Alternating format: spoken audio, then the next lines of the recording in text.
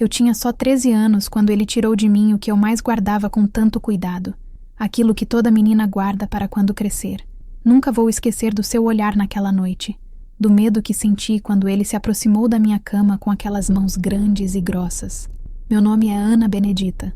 Hoje tenho 84 anos e vivo numa casinha simples em Piracicaba, no interior de São Paulo. Cuido da minha horta de couve e cheiro verde, das minhas galinhas caipiras, e passo os dias lembrando da vida que começou cedo demais, antes da hora, quando eu ainda era só uma menina. Estou sentada aqui no banco de madeira do meu quintal, sentindo o sol quentinho nas minhas costas velhas. As galinhas ciscam a terra em busca de minhocas. A minha horta me dá tudo o que preciso para viver. O vento balança as folhas do pé de jabuticaba que Arnaldo Campos plantou há mais de 60 anos. Ainda dá frutos docinhos todo verão, como se ele ainda estivesse aqui cuidando de tudo. As pessoas que passam na estrada de terra e me veem aqui sentada, pensam que sou apenas mais uma velhinha comum, dessas que acordam com o cantar do galo e dormem quando o sol se põe. Ninguém imagina a história que carrego dentro do peito. Uma história que marcou minha carne e minha alma, que começou num dia quente de janeiro de 1952, quando eu ainda tinha tranças no cabelo, pés descalços e um vestido remendado pela minha mãe. O ar na sala de escritório do coronel Arnaldo parecia pesado, denso como a fumaça do último cachimbo que ele fumara ali, semanas antes. O cheiro de couro velho, papel antigo e tabaco ainda pairava como um fantasma, um lembrete teimoso do homem que se fora. Do lado de fora, o sol de julho castigava a terra seca, mas aqui dentro, as janelas fechadas criavam uma penumbra fria, um silêncio que era quebrado apenas pelo farfalhar do papel nas mãos do Dr. Valdemar, o advogado da família. Eu estava de pé, ao lado da grande mesa de jacarandá, com as mãos unidas na frente do corpo, o vestido de luto, simples e escuro, parecendo absorver a pouca luz do ambiente. Na minha frente, sentado na poltrona de couro que pertencera ao pai, estava Antônio. Ele era a imagem da cidade grande. O terno bem cortado, os sapatos brilhando de tão polidos, o cabelo penteado para trás com uma precisão que não pertencia àquele lugar. Seus olhos, no entanto, eram os mesmos do pai, escuros, penetrantes, mas agora faiscavam com uma mistura de luto, impaciência e uma desconfiança que me feria como um espinho. Ele não olhava para mim, mas eu sentia seu olhar me medindo, me julgando, como se eu fosse um objeto estranho e incômodo, deixado para trás na casa. Doutor. Valdemar pigarreou, ajustando os óculos na ponta do nariz, prosseguindo. E a senhorita Ana Benedita da Silva, em reconhecimento por sua dedicação, lealdade e inestimável contribuição para a manutenção e prosperidade desta fazenda, deixo não apenas o direito de morada vitalícia nesta casa, mas também a posição de coadministradora da fazenda Santa Luzia, com plenos poderes para tomar decisões em conjunto com meu filho, Antônio Campos, e com direito a 30% dos lucros líquidos anuais da propriedade. O silêncio que se seguiu foi mais ruidoso que um grito. Antônio, que até então mantinha uma compostura rígida, virou a cabeça lentamente na minha direção. Seu rosto era uma máscara de incredulidade. Um riso seco, sem alegria, escapou de seus lábios. Coadministradora? Ele repetiu, a palavra soando como um insulto. Com direito a lucros? Dr. Valdemar, com todo o respeito, deve haver algum engano. Meu pai estava doente. Talvez não estivesse em seu juízo perfeito quando redigiu isto. Garanto-lhe, doutor. Antônio, respondeu o advogado com a voz calma e firme, que seu pai estava perfeitamente lúcido. Assinamos este documento há 6 meses, na presença de 2 testemunhas. É legal e irrevogável. Antônio se levantou. Ele era alto, quase da mesma altura do pai, e sua presença preencheu o pouco espaço que restava na sala. Ele andou até a janela, afastou a cortina de veludo pesado e olhou para os canaviais que se estendiam até o horizonte. Por um instante, pensei que ele ia explodir, gritar, acusar-me de ter manipulado um velho doente. Eu preparei meu espírito para o golpe, para a humilhação. Meu coração batia descompassado, um tambor surdo contra minhas costelas. Toda a minha vida naquela fazenda, tudo o que eu havia construído com minhas próprias mãos e minha alma, estava prestes a ser testado por aquele homem que mal me conhecia. Ele se virou e seus olhos me encontraram. Havia neles uma frieza cortante. Então é isso. A menina que meu pai recolheu por caridade, Agora é dona de um pedaço disto tudo. A palavra caridade me atingiu com força. Ele não sabia de nada. Não sabia da carroça, do medo, das noites em claro, do trabalho de sol a sol. Para ele, eu era apenas uma nota de rodapé na história de seu pai, uma intrusa que agora reivindicava um lugar na mesa.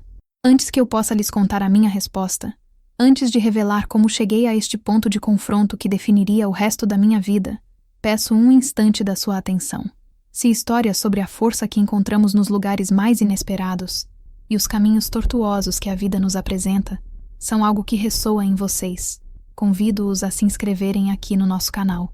Cada nova inscrição é como plantar uma semente, nos ajudando a cultivar e compartilhar mais narrativas como a minha. É um gesto simples, mas que faz toda a diferença. Agora, voltemos àquela sala fria, aquele momento suspenso no tempo. Respirei fundo, sentindo o cheiro de terra molhada que vinha de um vaso de samambaia no canto. Endireitei os ombros. A menina de 13 anos, assustada e trêmula, ainda vivia dentro de mim, mas a mulher de 25 que eu me tornara aprendeu a não baixar a cabeça. Eu nunca pedi caridade, Dr. Antônio. Minha voz saiu mais firme do que eu esperava. Eu pedi uma chance. E seu pai me deu. Tudo o que está escrito nesse papel foi conquistado com meu trabalho. O senhor pode percorrer cada palmo desta fazenda, pode falar com cada empregado, pode olhar cada livro de contas. O senhor não encontrará um centavo desviado ou um dia de preguiça da minha parte. Ele me encarou, surpreso pela minha ousadia. Um músculo em sua mandíbula se contraiu. A batalha mal havia começado. Ele via em mim uma usurpadora. E eu via nele um obstáculo. A personificação de todos os preconceitos e julgamentos que eu enfrentei desde o dia em que pisei nesta terra. Para que ele, e para que vocês, pudessem entender, eu precisaria voltar ao começo de tudo. Ao dia em que minha infância terminou, numa estrada de terra batida sob o sol impiedoso de janeiro. Meu nome é Ana Benedita.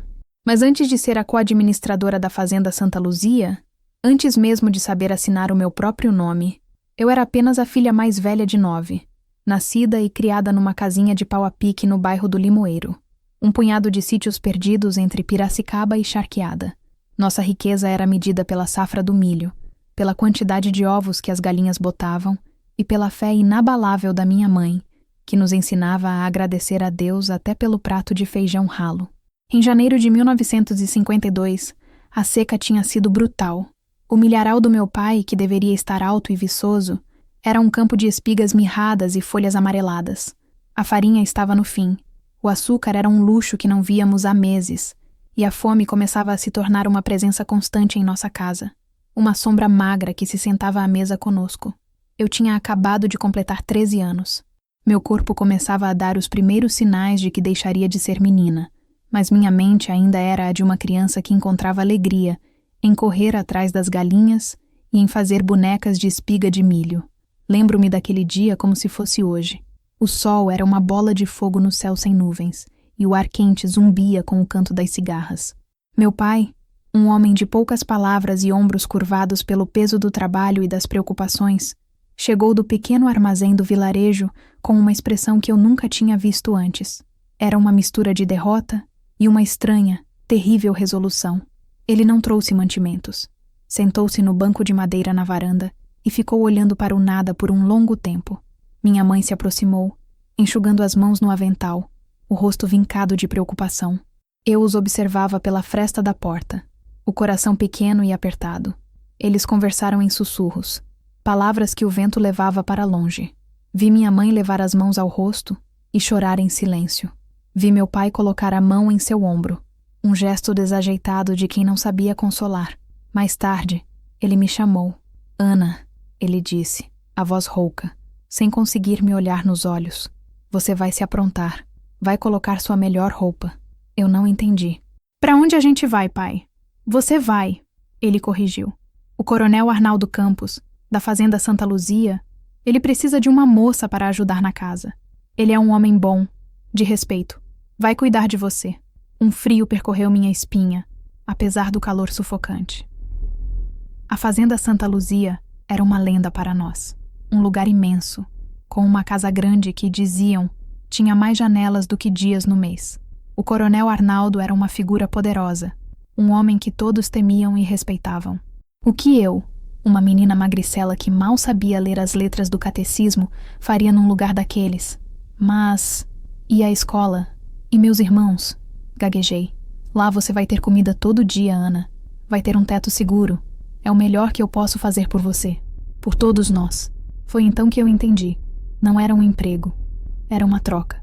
Minha presença lá em troca de algo que minha família precisava desesperadamente. O peso daquela compreensão quase me fez dobrar os joelhos. Minha mãe me ajudou a arrumar meu saquinho de chita.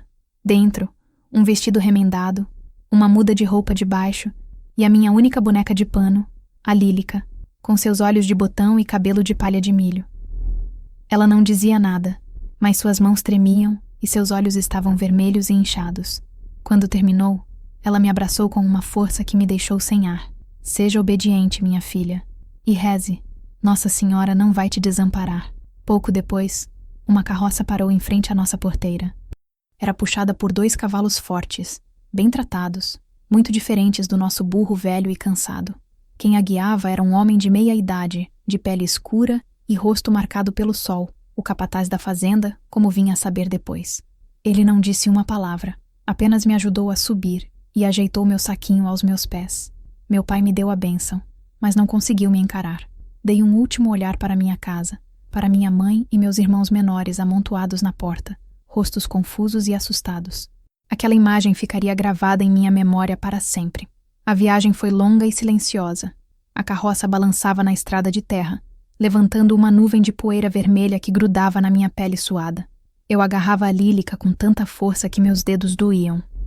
Cada solavanco me distanciava mais do único mundo que eu conhecia.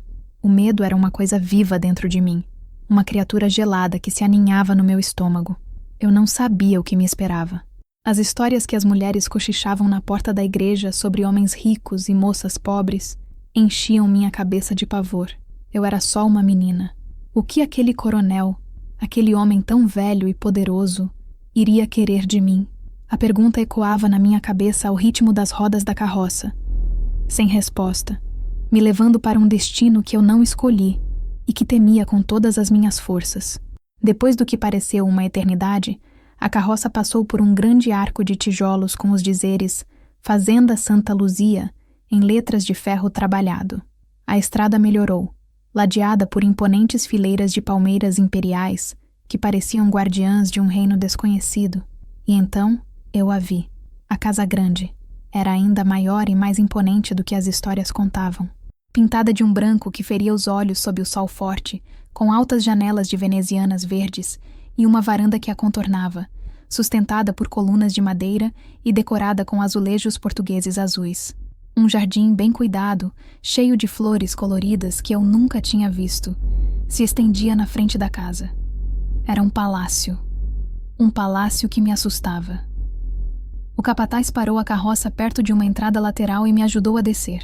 Minhas pernas estavam bambas, não só pela longa viagem, mas pelo puro pavor. Ele pegou meu saquinho de chita e me guiou por uma porta que dava diretamente na cozinha.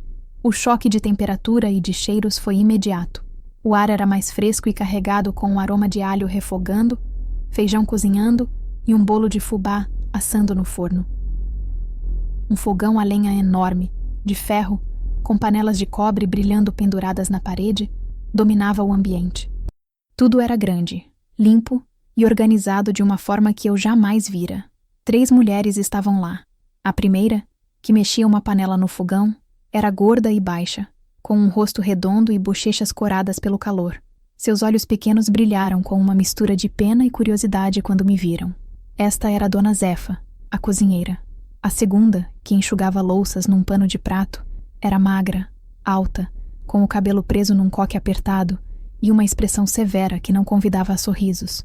Era Tonha, a arrumadeira. A terceira, do lado de fora, numa área de serviço coberta, batia roupas numa tina de madeira. Tinha braços fortes e um olhar cansado. Rosária, a lavadeira. Chegou a nova ajudante, disse o capataz, colocando meu saquinho no chão. Ninguém respondeu por um momento. Elas apenas me olharam, dos pés à cabeça. Senti-me pequena, suja, inadequada com meu vestido puído e meus pés descalços e empoeirados. Foi Zefa quem quebrou o silêncio. É só um Coitadinha. pinto saído do ovo, ela disse, com uma voz surpreendentemente suave. Venha cá, menina. Qual o seu nome? Ana Benedita, murmurei, a voz quase não saindo. Pois bem, Ana Benedita. Está com fome? Vou lhe arrumar um prato de comida. Antes que eu pudesse responder, uma voz grave e potente soou da porta que ligava a cozinha ao resto da casa. Deixe isso para depois, Zifa. Quero vê-la primeiro. Meu coração deu um salto e foi parar na garganta. Todas se endireitaram e um silêncio respeitoso tomou conta da cozinha. Ele entrou. O coronel Arnaldo Campos. Era ainda mais alto e largo do que eu imaginava. Usava calças de montaria, botas de couro e uma camisa de linho branco. O cabelo era quase todo grisalho, mas os olhos, sob sobrancelhas grossas, eram de um castanho tão escuro que pareciam pretos. Eram olhos que viam tudo, que pesavam e mediam. Suas mãos eram grandes, com nós nos dedos e veias saltadas. Mãos de quem conhecia o trabalho da terra, apesar da evidente riqueza. Ele não sorriu. Apenas me observou por um longo instante, o rosto impassível. Eu tremia tanto que precisei me segurar na beirada da mesa. Queria me encolher, desaparecer. Agarrei minha boneca lílica, escondendo-a parcialmente na saia do vestido, como se ela pudesse me proteger. Quantos anos você tem, menina? Ele perguntou. 13, senhor. Respondi, a voz um fio. Ele fez um som gutural, um misto de suspiro e descontentamento. É mais nova do que eu pensava. Ele se virou para as outras. Tonha, leve-a para o quarto dos fundos, o que era da antiga costureira. Mostre a ela onde fica o banheiro e dê a ela roupas limpas e um par de chinelos. Zefa, depois que ela se ajeitar, dê-lhe o que comer. Quero que ela comece a aprender a rotina da casa amanhã cedo. Com isso, ele se virou e saiu, deixando para trás uma aura de autoridade que parecia impregnar as paredes. Tonha me olhou com seu jeito seco. Venha, disse, sem rodeios. Eu a segui por um longo corredor. Passamos por salas com móveis escuros e lustrosos, tapetes grossos que abafavam o som dos nossos passos e retratos de pessoas sérias pendurados nas paredes. Pareciam fantasmas me observando. O quarto que ela me indicou era pequeno, mas para mim parecia um luxo.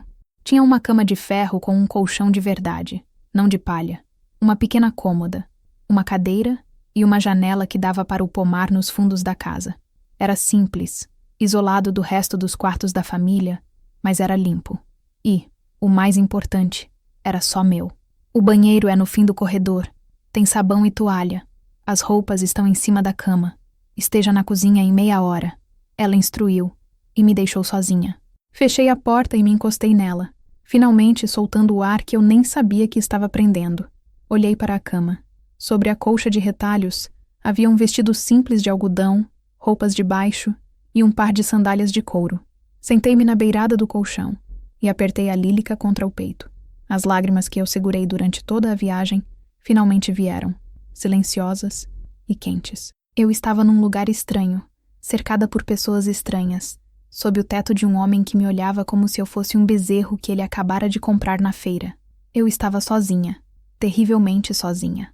Naquele quartinho, com o cheiro de madeira antiga e limpeza, chorei pela minha casa, pela minha mãe, pela minha infância que ficara para trás, do outro lado daquelas palmeiras imperiais. Os primeiros dias na fazenda Santa Luzia foram um borrão de medo, cansaço e aprendizado. Minha vida passou a ser regida pelo sol e pelo sino que Tonha tocava pontualmente às 5 da manhã. Eu me levantava no escuro, vestia o uniforme simples que me deram, saia comprida e blusa de algodão cru, e ia para a cozinha, onde o fogo no fogão a lenha já estava aceso, e o cheiro de café fresco começava a se espalhar. Minhas tarefas eram, a princípio, as mais simples. Eu varria o terreiro em volta da casa, ajudava a Rosária a carregar os baldes de roupa para a lavanderia, buscava lenha, limpava os vegetais para a Zefa e esfregava o chão da cozinha até que os ladrilhos brilhassem. Eu fazia tudo em silêncio, com medo de cometer um erro, de quebrar alguma coisa, de atrair a atenção de Tonha, ou pior ainda, do coronel.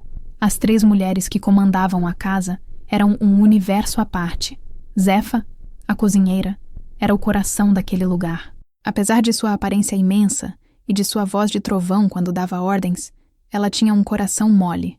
Era ela quem, às vezes, Me passava um pedaço de broa de fubá quentinha quando ninguém estava olhando, ou me ensinava o nome das ervas que colhíamos na horta. Isso aqui é manjericão, bom pro molho de tomate. E essa é a hortelã, para acalmar o estômago e os nervos. Ela dizia, me dando um raminho para cheirar. Foram esses pequenos gestos que me impediram de me afogar na solidão. Tonha, por outro lado, era a personificação da ordem e da disciplina. Ela não era cruel, mas era exigente, e não tinha paciência para erros ou lentidão. Mais rápido, menina, o pó não espera, ela dizia, enquanto eu espanava os móveis da sala de jantar. Com ela, aprendi a arrumar uma cama com os lençóis esticados como pele de tambor, a polir a prataria até que eu pudesse ver meu reflexo nela, e a andar pela casa sem fazer barulho, como uma sombra. Rosária, a lavadeira, era a mais silenciosa das três. Passava os dias na sua rotina de esfregar, quarar, torcer e passar, e parecia carregar um cansaço antigo nos ombros. Conversávamos pouco, mas às vezes, enquanto estendíamos os lençóis brancos no varal sob o sol, ela me contava histórias do tempo em que era moça. E por alguns momentos, seu rosto se iluminava. E havia o coronel Arnaldo. Ele era uma presença constante e silenciosa. Tomava o café da manhã na copa, lendo o jornal, sem dizer uma palavra. Depois, montava em seu cavalo e ia para o campo, só retornando no final da tarde, coberto de poeira. Jantava sozinho na imensa mesa da sala de jantar, servido por Tonha. Eu o via de longe, uma figura imponente e inacessível. Nas primeiras semanas, meu medo dele era tão grande que se eu o via vindo por um corredor, desviava meu caminho para não ter que cruzar com ele. Ele não me dirigia a palavra, mas eu sentia seus olhos sobre mim. Às vezes, quando eu estava varrendo a varanda, eu o via me observando da janela do escritório. Ele não dizia nada, não fazia nenhum gesto, apenas olhava, com aquela sua expressão indecifrável. Cada olhar era como um arrepio na minha espinha. Eu não entendia o que ele queria, o que esperava de mim. As histórias terríveis que eu ouvira ainda ecoavam em minha mente, e toda noite eu trancava a porta do meu quarto, o coração aos pulos, rezando para que ele não viesse me procurar. Mas ele não veio. As noites passavam, tranquilas e silenciosas, exceto pelo som dos grilos e sapos no pomar. Aos poucos, uma rotina se estabeleceu. Meu corpo se acostumou ao trabalho pesado, e minhas mãos, antes macias, começaram a ficar ásperas e calejadas. Eu aprendia rápido, e logo Tonha já não precisava me dar tantas ordens. Eu sabia o que precisava ser feito e fazia. Um dia, cerca de um mês após a minha chegada, eu estava na cozinha, ajudando Zefa a descascar batatas. O coronel entrou de repente, voltando do campo mais cedo que o usual. Nós duas nos calamos. Ele pegou um copo d'água na talha de barro e bebeu, devagar. Então, ele se virou para mim. "Menina?" ele disse. Eu gelei. "Sim, senhor. Você sabe ler?" A pergunta me pegou de surpresa. Baixei a cabeça, envergonhada. "Um pouco, senhor. O que a professora da capela ensinou. Mas, muito pouco." Ele me observou por mais um instante. Aquele olhar que parecia atravessar a gente. "Amanhã, depois do almoço, quando terminar suas tarefas na cozinha, vá ao meu escritório. Traga um lápis e um caderno." Ele se virou e saiu, tão abruptamente quanto entrou. Fiquei parada, a faca e a batata na mão, o coração batendo forte. Zefa me olhou, os olhos arregalados de surpresa. Eu não sabia o que aquilo significava. Uma nova tarefa? Um castigo? A única certeza que eu tinha era que, mais uma vez, o coronel Arnaldo tinha me deixado com mais medo e mais perguntas do que respostas. O escritório dele era o coração da casa, o lugar onde ele tomava suas decisões, o seu santuário. E ele estava me chamando para lá. No dia seguinte, o almoço pareceu não ter fim. Cada garfada que eu levava à boca na pequena mesa dos empregados na cozinha tinha gosto de ansiedade. Zefa tentou me acalmar, dizendo que não devia ser nada demais, mas meu estômago estava revirado. Quando terminei de lavar a última panela, sequei as mãos no avental, o coração martelando contra as costelas. Tonha me entregou um caderno fino e um lápis já apontado, sem dizer uma palavra, mas com um olhar que misturava curiosidade e talvez uma pitada de desaprovação. Caminhei pelo corredor que levava ao escritório, como se estivesse indo para a forca. A porta de madeira maciça estava entreaberta. Bati de leve, com os nós dos dedos trêmulos. "Entre." A voz dele soou lá de dentro. Empurrei a porta e entrei. O O escritório era exatamente como eu imaginava, imponente e masculino. As paredes eram cobertas por estantes altas, repletas de livros com lombadas de couro. Uma grande mesa de trabalho ocupava o centro da sala, coberta de papéis, livros-caixa e um tinteiro de prata. O ar cheirava a fumo de cachimbo, couro e papel velho. O coronel estava sentado em sua grande poltrona de costas para a janela, que oferecia uma vista panorâmica da fazenda. Ele apontou para uma cadeira simples de madeira, posicionada em frente à sua mesa. "Sente-se", ele ordenou. Eu me sentei na beirada da cadeira, as costas retas, as mãos suando em volta do caderno e do lápis. Ele pegou um livro fino da mesa. Era uma cartilha, daquelas usadas nas escolas. "Vamos ver o que você sabe", disse ele, abrindo na primeira página. "Leia para mim." As letras pareciam dançar na minha frente. O boi, baba, Eva, viu a uva. Minha voz era um sussurro trêmulo, e eu tropeçava nas sílabas mais simples. Senti meu rosto queimar de vergonha. Eu era uma ignorante, uma analfabeta. Com certeza ele iria rir de mim, me mandar de volta para a cozinha. Mas ele não riu, apenas ouviu com paciência. Quando terminei, ele disse com a mesma voz grave de sempre: "Está bom, você conhece as letras. Só precisa juntá-las com mais rapidez. A partir de hoje, todos os dias, neste mesmo horário, você virá aqui. Teremos 1 hora de lição." Fiquei sem palavras. Olhei para ele, tentando encontrar algum sinal de zombaria em seu rosto, mas não havia nada. Ele estava sério. E assim começou a parte mais inesperada da minha nova vida. Todos os dias, após o almoço, eu trocava o esfregão pelo lápis. O coronel Arnaldo se revelou um professor surpreendente. Era severo e impaciente com a preguiça, mas tinha uma paciência infinita para a dificuldade. Ele me ensinou a juntar as sílabas, a formar palavras, a ler frases inteiras sem gaguejar. Usava os jornais velhos para me fazer praticar, apontando para as manchetes e me fazendo decifrá-las. Notícia de jornal é a vida como ela é, menina. Se você souber ler o jornal, saberá o que acontece no mundo além da porteira desta fazenda, ele dizia. Depois da leitura, vinha a caligrafia. Minha mão, acostumada com o cabo da enxada e o peso dos baldes, mal conseguia segurar o lápis com delicadeza. Meus primeiros As e Bs eram tortos e trêmulos. Ele me fazia preencher páginas e páginas do caderno com a mesma letra, até que ela ficasse firme e redonda. A letra de uma pessoa é o seu cartão de visitas. Tem que ser limpa e clara, ele insistia. Em seguida vieram os números. Contas de somar, diminuir, multiplicar. A princípio, parecia uma bruxaria, mas ele usava exemplos práticos para me ensinar. Se uma galinha bota um ovo por dia, quantas dúzias teremos em 2 semanas com 10 galinhas? Ele me fazia calcular o custo da ração, o lucro da venda do leite, a área de um talhão de café. A matemática, que antes era um bicho de 7 cabeças, começou a fazer sentido, a se conectar com o mundo real ao meu redor. Naqueles momentos, sentada à sua frente, o medo que eu sentia dele começou a se transformar em outra coisa: respeito e uma imensa gratidão. Ele não era apenas o patrão carrancudo. Era o homem que estava me dando a chave para um mundo que eu nem sabia que existia. A cada palavra que eu conseguia ler, a cada conta que eu acertava, uma pequena janela se abria na minha mente.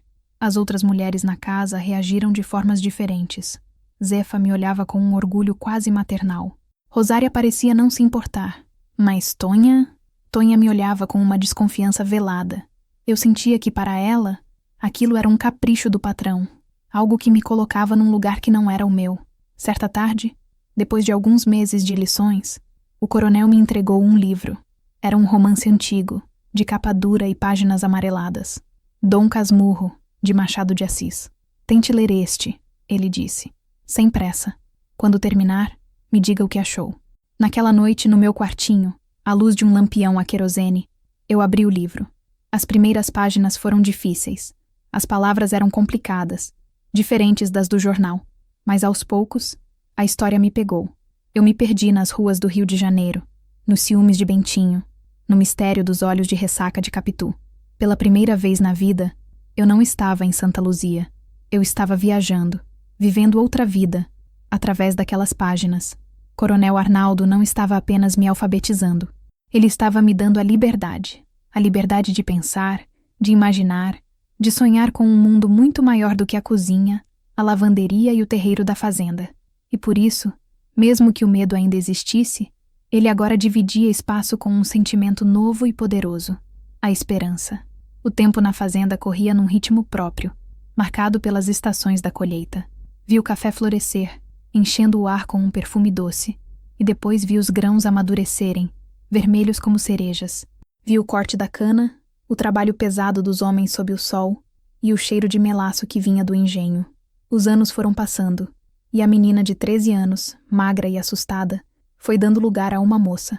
Meu corpo mudou, meus quadris se alargaram, meus seios cresceram. A primeira vez que o sangue veio, eu me assustei.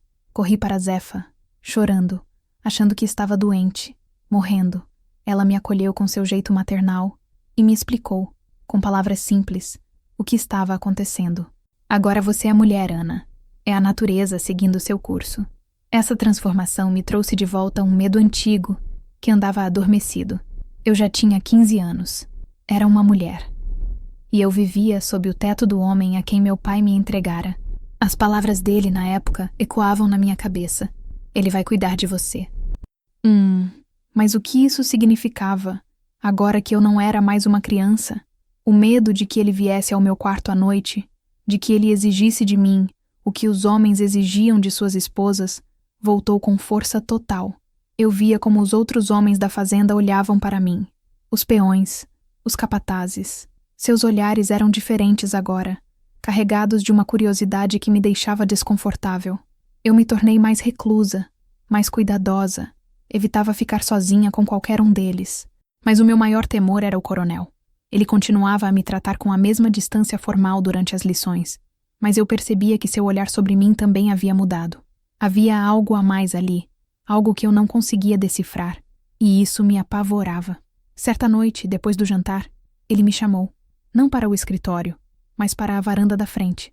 A lua estava cheia, prateando as folhas das palmeiras e lançando sombras longas no jardim. O ar estava perfumado com o cheiro de dama da noite. Ele estava sentado numa cadeira de balanço de vime, fumando seu cachimbo, a fumaça subindo em espirais preguiçosas. Sente-se, Ana, ele disse, apontando para outra cadeira. Meu coração disparou. Era isso. O momento que eu tanto temia havia chegado. Sentei-me na ponta da cadeira, as mãos no colo, o corpo rígido. Preparei-me para o pior. Ele ficou em silêncio por um longo tempo, apenas balançando suavemente e olhando para a noite. O único som era o grilar dos insetos e o rangido suave da cadeira de balanço. Quando ele finalmente falou, sua voz era mais baixa e menos autoritária que o usual. Seu pai me entregou você, Ana. Segundo os costumes daqui, você é minha responsabilidade. E se eu quisesse, poderia ser minha mulher. Cada palavra era um golpe. Fechei os olhos, esperando a continuação. Mas eu não sou o homem que as pessoas cochicham por aí. Ele continuou, e havia um tom de amargura em sua voz. Quando eu vi você descendo daquela carroça, tão pequena e assustada, eu vi uma criança. E eu não sou um monstro. Eu cometi muitos erros na minha vida, mas tirar a inocência de uma criança não será um deles. Eu abri os olhos, surpresa. Ele não estava olhando para mim, mas para na escuridão além da varanda. Eu vi em você uma inteligência, uma vontade de aprender que me fez lembrar de mim mesmo, quando era rapaz e sonhava em estudar. A vida me levou por outros caminhos, mas eu decidi que, se não pude dar um futuro diferente para mim, eu poderia dar a você as ferramentas para construir o seu. Ele se virou e me olhou. À luz da lua, seu rosto parecia mais velho, mais cansado. As rugas ao redor de seus olhos pareciam mais profundas. Eu vou lhe fazer uma promessa, aqui e agora, ele disse, a voz firme. Eu vou continuar a cuidar de você, a lhe dar educação e a lhe ensinar tudo o que sei sobre esta terra. Vou protegê-la, mas não tocarei em você como homem. Quando você completar 18 anos, será uma mulher feita, e então a escolha será sua. Eu o encarei, sem entender completamente. Escolha, senhor? Sim, a escolha. Você poderá decidir se quer se casar comigo e se tornar a senhora desta fazenda, de verdade e por direito. Ou, se preferir, poderá pegar o que aprendeu e ir embora, construir sua própria vida em outro lugar. Se escolher ir, eu lhe darei um dote, dinheiro suficiente para que você possa se estabelecer com dignidade. A decisão será sua, e somente sua, e eu respeitarei o que você decidir. Você tem a minha palavra. Fiquei paralisada, tentando absorver o que ele acabara de dizer. Escolha. Era uma palavra que eu mal conhecia. Minha vida inteira tinha sido uma sucessão de coisas que me aconteciam, de decisões tomadas por outros. Meu pai, a seca, o coronel. E agora, pela primeira vez, alguém estava me oferecendo o controle sobre o meu próprio destino. As lágrimas brotaram nos meus olhos, mas não eram de medo. Eram de um alívio tão profundo, tão avassalador, que parecia dissolver um nó que eu carregava no peito há anos. Ele não queria me usar. Ele queria me dar uma chance. Por que, Senhor? Consegui perguntar, a voz embargada. Por que está fazendo isso por mim? Ele deu uma longa baforada no cachimbo e olhou para o céu estrelado. Talvez porque eu esteja velho e cansado de ser apenas o dono da terra. Talvez seja uma forma de pagar por velhas dívidas com a vida. Ou talvez porque, ao lhe ensinar, eu sinta que estou consertando algo que se quebrou em mim há muito tempo. Ele se levantou. Agora vá dormir, menina. Temos lição amanhã cedo.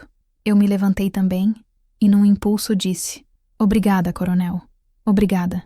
Ele apenas assentiu com a cabeça e entrou em casa. Fiquei na varanda por mais alguns minutos, sentindo a brisa da noite no meu rosto. O mundo parecia diferente. A lua parecia mais brilhante. O perfume das flores mais intenso. Naquela noite, na varanda da casa grande, eu não era mais a menina vendida, a criada assustada. Eu era Ana Benedita. E pela primeira vez, eu sentia que tinha um futuro que eu mesma poderia escolher. A promessa do coronel Arnaldo mudou tudo. O medo que me paralisava deu lugar a uma nova e vibrante sensação de propósito. Eu não estava mais apenas sobrevivendo, eu estava construindo algo. Meus dias continuavam a ser de trabalho duro, mas agora havia um horizonte, uma meta a ser alcançada. Meus 18 anos. Mergulhei ainda mais fundo nos estudos. Já não me contentava com a cartilha e o jornal. Devorei cada livro que ele me dava, das histórias de José de Alencar aos versos de Castro Alves. Descobri a geografia em velhos mapas empoeirados, a história do Brasil em grossos volumes de capa de couro. O escritório se tornou meu refúgio, um lugar onde eu viajava para longe sem sair da fazenda. Minha relação com o coronel também se transformou. A formalidade de professor e aluna começou a dar lugar a uma espécie de parceria. Ele passou a me levar com ele para inspecionar a fazenda. Montada numa égua mansa que ele me deu, eu cavalgava ao seu lado pelos cafezais, pelos canaviais e pelos pastos. Ele me ensinava a olhar a terra, a entender seus sinais. Veja a cor daquelas folhas de café, Ana. Amarelando nas bordas. Falta de potássio. Ele dizia, pegando um punhado de terra e esfregando entre os dedos. Esta terra está cansada. Precisa de descanso e de adubo. Ele me ensinou a reconhecer a broca que atacava o café, a ferrugem que manchava as folhas. Ensinou-me sobre as fases da lua para o plantio e a colheita. Uma sabedoria que vinha de gerações. Com o tempo, comecei a participar das conversas com os capatazes.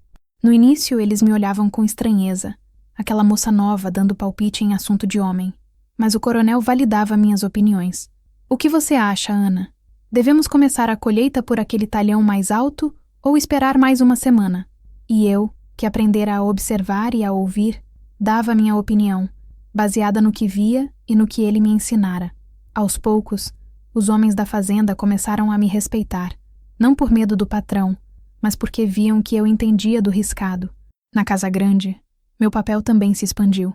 Zefa, vendo meu interesse e minha habilidade com os números, começou a me ensinar a administrar a despensa, a fazer as listas de compras, a controlar os gastos da cozinha.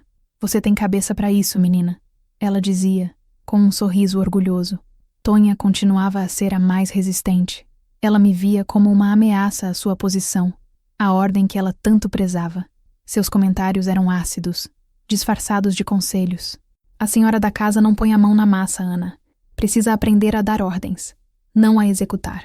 Era sua forma de me lembrar que eu não pertencia àquele lugar, que eu estava ocupando uma posição que não era minha por direito. Aos 17 anos, eu já não era mais apenas uma ajudante. Eu lia os contratos dos fornecedores para o coronel, conferia os livros caixa, ajudava a planejar as safras. Eu era seus olhos e seus ouvidos, tanto na casa quanto na terra. Mas essa ascensão não veio sem um preço: a solidão. Eu não pertencia mais ao mundo das criadas. Não compartilhava mais de suas fofocas e de suas vidas simples. Mas também não pertencia ao mundo do coronel. Eu vivia num limbo, num espaço intermediário. As moças da minha idade, filhas dos colonos e dos sitiantes vizinhos, iam aos bailes na cidade, namoravam, sonhavam com o casamento. Eu não tinha nada disso. Minha vida era a fazenda, os livros, o trabalho. Eu era a protegida do coronel, uma figura estranha e ambígua, vista com uma mistura de inveja, desconfiança e curiosidade. Às vezes, à noite, eu me olhava no espelho do meu quarto. Via uma moça alta, de cabelos escuros e pele bronzeada pelo sol. Via os olhos que haviam lido centenas de livros e o corpo que era forte pelo trabalho. Mas eu me perguntava, quem sou eu?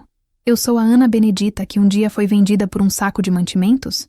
Ou sou a futura senhora da fazenda Santa Luzia, como Tonha insinuava com veneno? A proximidade do meu aniversário de 18 anos era como uma nuvem de tempestade se formando no horizonte. A promessa do coronel, que antes me parecera uma libertação, agora se tornava um peso. A escolha. Casar com ele? Ele era um homem bom, a quem eu devia tudo. Eu o respeitava profundamente, sentia por ele um carinho imenso, uma gratidão que transbordava, mas era um homem com quase 40 anos a mais que eu, um homem que poderia ser meu avô. Havia um abismo de idade e de vida entre nós. Seria justo com ele? Seria justo comigo? E a outra opção? Ir embora. Para onde? Eu não conhecia ninguém fora dos portões da fazenda. O mundo lá fora era uma abstração que eu só conhecia pelos livros e jornais. Eu tinha conhecimento, sabia ler, escrever, fazer contas, entendia da lavoura, mas eu não conhecia a vida. Sair de Santa Luzia seria como saltar de um penhasco, sem saber o que havia lá embaixo. A fazenda era minha segurança, minha casa, a única que eu conhecia, de verdade. A data se aproximava e a angústia crescia dentro de mim. O coronel Arnaldo parecia sentir minha inquietação. Ele se tornou mais silencioso, mais distante, como se quisesse me dar espaço para pensar. Mas seu silêncio apenas aumentava minha agonia. Eu estava presa entre a gratidão e o desejo de liberdade, entre a segurança e o desconhecido. A menina que sonhava com uma escolha, agora se via aterrorizada por ela. Enquanto a data do meu 18º aniversário se aproximava, trazendo consigo o peso da decisão, mergulhei ainda mais fundo no trabalho. Era uma forma de não pensar, de silenciar a confusão na minha cabeça. E foi nesse mergulho que encontrei meu verdadeiro lugar, não como a protegida do coronel ou a futura senhora, mas como parte integrante da alma daquela fazenda. Meu dia começava antes do sol, na cozinha, com Zefa. O calor do fogão a lenha e o cheiro de café se tornaram o meu conforto matinal. Zefa, que no início me ensinara a descascar legumes, agora me passava os segredos mais profundos da sua arte.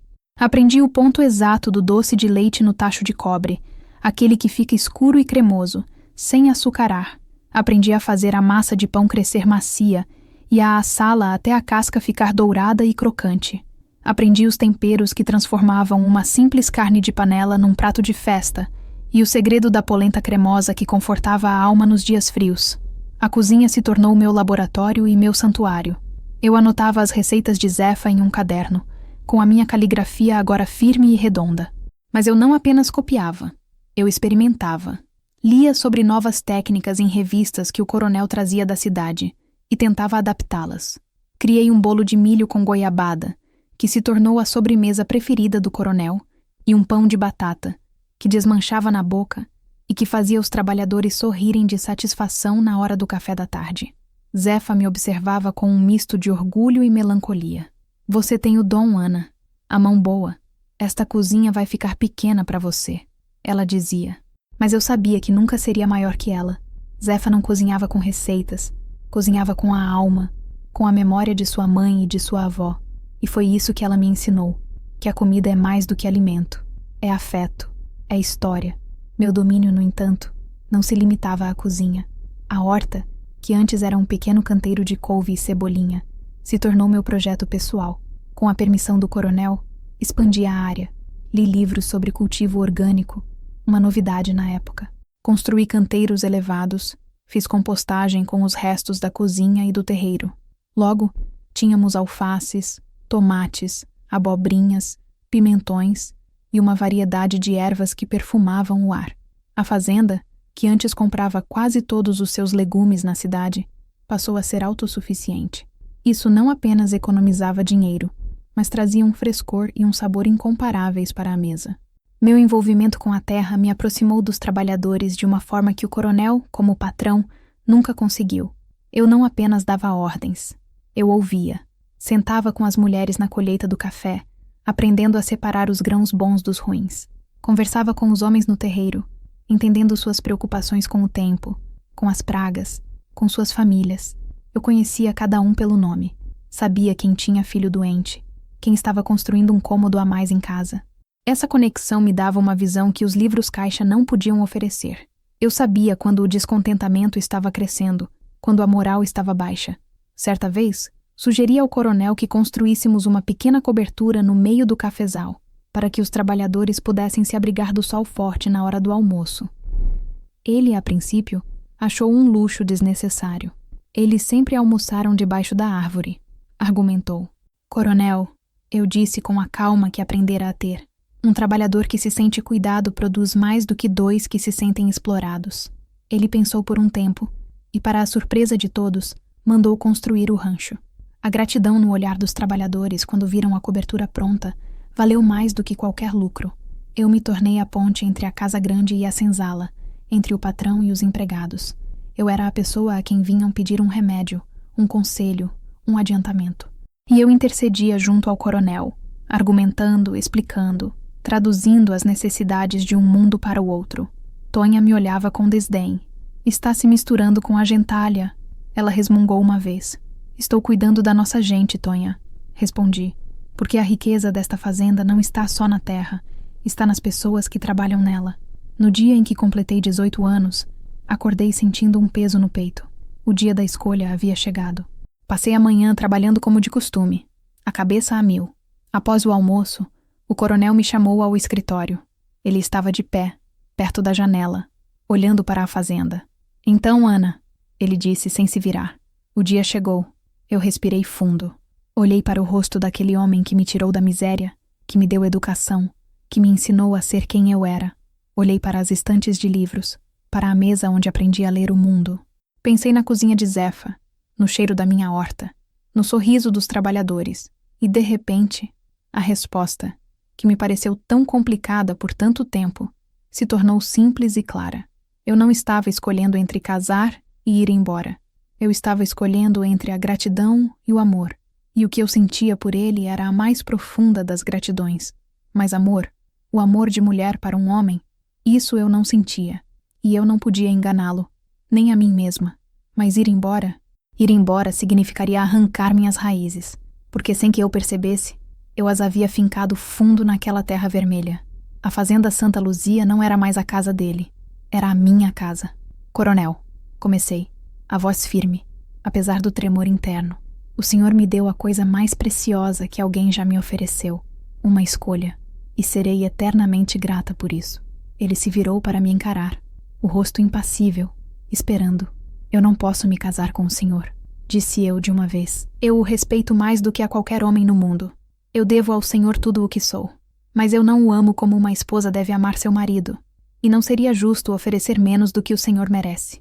Vi uma sombra de decepção passar por seus olhos. Mas foi tão rápida que quase pensei ter imaginado. Ele apenas assentiu, lentamente. E a outra opção? Vai embora? Não, senhor, respondi. E essa parte era a mais importante. Se o senhor me permitir, eu gostaria de ficar. Não como sua futura esposa, nem como sua criada, mas como o que eu me tornei. Sua administradora, sua parceira de trabalho. Eu amo esta fazenda. Eu conheço cada palmo desta terra, cada pessoa que vive nela. Meu lugar é aqui. Se o senhor me quiser, eu gostaria de continuar a trabalhar ao seu lado, para fazer Santa Luzia prosperar. Ele me estudou por um longo momento. O silêncio na sala era tão denso que eu podia ouvir a poeira dançando no feixe de luz que entrava pela janela. Eu esperava que ele ficasse bravo, que me mandasse fazer as malas. Eu havia recusado a honra que ele me oferecera, mas para minha surpresa, um leve sorriso tocou seus lábios. Um sorriso cansado, mas genuíno. Você é mais inteligente do que eu pensava, Ana Benedita, e mais corajosa. Ele caminhou até sua poltrona e se sentou. Eu estaria mentindo se dissesse que não estou desapontado. Um homem velho tem suas tolices. Mas eu seria um tolo ainda maior se abrisse mão da melhor administradora que esta fazenda já teve. Um alívio imenso me invadiu. Então, eu posso ficar? Com uma condição, ele disse sério. A partir de hoje, você não é mais minha empregada. Você receberá um salário justo pelo seu trabalho. Terá seu próprio livro de contas. E não me chame mais de senhor ou coronel. Meu nome é Arnaldo. Aquele foi um novo começo. Nossa relação se solidificou numa parceria baseada em respeito mútuo e um profundo afeto. Eu continuei no meu quartinho nos fundos, mas meu status na casa mudou. Tonha teve que engolir seu desdém, pois agora eu dava ordens que ela precisava acatar, não como uma pretensa senhora, but como a gerente da casa e da fazenda. Os anos seguintes foram, talvez, os mais felizes e produtivos da minha vida até então. Juntos, Arnaldo e eu modernizamos a fazenda. Convenci-o a investir num pequeno trator para arar a terra, o que aumentou nossa produção. Introduzimos novas variedades de café, mais resistentes a pragas. Melhoramos as condições de moradia dos colonos, reformando as casas e instalando um poço artesiano para fornecer água limpa para todos. Santa Luzia prosperava como nunca. Arnaldo parecia rejuvenescer com o trabalho. Ele me tratava como a filha que nunca teve, orgulhoso das minhas conquistas, valorizando minhas opiniões. E eu cuidava dele, garantindo que se alimentasse bem, que não se esforçasse demais sob o sol. Éramos uma família estranha e pequena, mas éramos felizes. A primeira vez que o ouvi tossir daquele jeito foi numa manhã fria de junho, uma tosse seca, persistente, que parecia vir do fundo do peito e o deixava sem ar. Ele desconversou, disse que era o frio, o sereno da madrugada, mas a tosse não passou. Pelo contrário, piorou. Começou a perder o fôlego com facilidade. Subir um lance de escadas o deixava ofegante. Zefa fazia chás de guaco e mel, mas não adiantava. Ele começou a emagrecer, e uma palidez doentia substituiu o bronzeado saudável de seu rosto. Eu o forcei a ir ao médico em Piracicaba. Ele relutou, teimoso como uma mula, dizendo que era frescura de mulher, mas eu insisti, e finalmente ele cedeu. Eu o esperei na sala de espera, o coração apertado. Quando ele saiu do consultório, seu rosto estava sombrio. Ele não disse nada no caminho de volta para a fazenda. Apenas olhava a paisagem passar, os olhos perdidos no horizonte. Naquela noite, ele me chamou ao escritório. Havia uma garrafa de conhaque e 2 copos na mesa. Ele serviu uma dose para si e uma para mim, algo que nunca tinha feito antes. O médico disse que é o cigarro, o cachimbo, ele falou, a voz rouca. Anos e anos fumando. Destruiu meus pulmões. O nome é complicado. Enfisema, o doutor falou. Disse que não tem cura. Só tratamento para aliviar. O chão pareceu fugir dos meus pés. Mas o que isso quer dizer, Arnaldo? Ele tomou um longo gole do conhaque. Quer dizer que a máquina está falhando, Ana. O tempo está ficando curto. Ele olhou para as próprias mãos, as mãos fortes que haviam domado aquela terra. E tem uma coisa que eu preciso fazer antes que seja tarde demais. Eu preciso chamar meu filho. Eu sabia da existência de Antônio. Arnaldo raramente falava dele. Sabia que era filho de seu único e breve casamento, que a mãe morrera no parto. Sabia que o rapaz fora criado por tios em Campinas, que estudara direito e se tornara advogado. A relação entre eles era distante, fria, marcada por anos de ausência e ressentimento.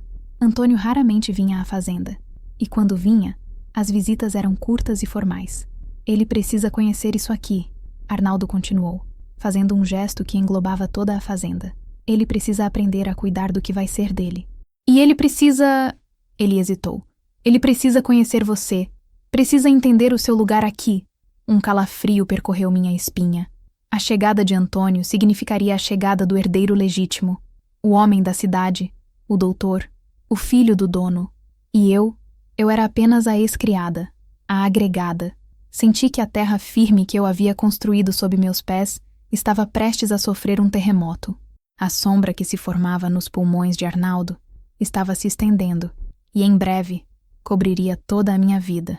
Antônio Campos chegou numa tarde de sábado, dirigindo um carro preto e reluzente, que parecia uma criatura de outro mundo em meio à poeira vermelha da fazenda. Ele estacionou em frente à casa grande, e eu o observei da janela da cozinha. Ele desceu do carro com uma agilidade urbana, batendo a poeira de seu paletó de linho claro. Era alto, esguio, com os mesmos olhos escuros do pai, mas seu rosto era mais anguloso, a expressão mais fechada, quase arrogante. Trazia consigo uma pasta de couro e o ar de quem estava cumprindo uma obrigação desagradável. Arnaldo o esperava na varanda, sentado em sua cadeira de balanço. A doença já o havia enfraquecido visivelmente. Ele estava mais magro, e sua respiração era sibilante. O encontro dos dois foi desconfortável de assistir. Um abraço rápido e sem afeto, um aperto de mão formal. Pareciam dois estranhos fechando um negócio, não um pai e um filho se reencontrando. Este é o Antônio, meu filho. Arnaldo me apresentou quando entrei na sala para servir o café. Sua voz tinha um orgulho forçado. Antônio me mediu de cima a baixo com um olhar frio e analítico. Muito prazer, ele disse, o tom de voz educado, mas distante. Ele não estendeu a mão. Para ele, eu era apenas parte da mobília, a empregada que servia o café. E naquele momento percebi que Arnaldo nunca lhe contara a verdade sobre o meu papel na fazenda. Os primeiros dias de sua estadia foram de uma tensão palpável. Antônio circulava pela casa como um inspetor, o olhar crítico pousando sobre os móveis, os quadros, a limpeza. Ele tratava Zefa, Tonha e Rosária com uma polidez fria que era quase mais insultuosa que a grosseria, e a mim, ele simplesmente ignorava. Se precisava de algo, dirigia-se a Tonha. Se tinha alguma pergunta sobre a casa, era a ela que perguntava.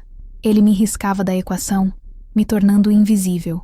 A primeira vez que nossa presença colidiu foi na mesa do jantar. Arnaldo, teimoso, insistia em manter suas rotinas, e eu sempre jantava com ele na grande mesa. Quando Antônio viu que eu me sentei, uma de suas sobrancelhas se ergueu em questionamento. Ele olhou para o pai, depois para mim, mas não disse nada. O jantar transcorreu num silêncio sepulcral, quebrado apenas pelo tilintar dos talheres e pela tosse ocasional de Arnaldo. O conflito aberto, no entanto, veio por causa dos livros de contas. Arnaldo, já cansado, havia me encarregado de toda a administração financeira. Certa manhã, Antônio entrou no escritório, onde eu estava fechando o balanço do mês. "O que você está fazendo?" ele perguntou, o tom beirando a acusação. "Estou conferindo as contas, doutor." "Antônio", respondi calmamente, sem levantar os olhos da página. "As contas? E desde quando isso é tarefa sua? Onde está o contador que meu pai costumava empregar? Seu pai o dispensou há 5 anos. Eu cuido das finanças desde então." Ele riu, um som de puro escárnio. "Você? Uma criada? Meu pai deve estar mesmo doente para permitir um absurdo desses." Aquilo me feriu. Levantei a cabeça e o encarei.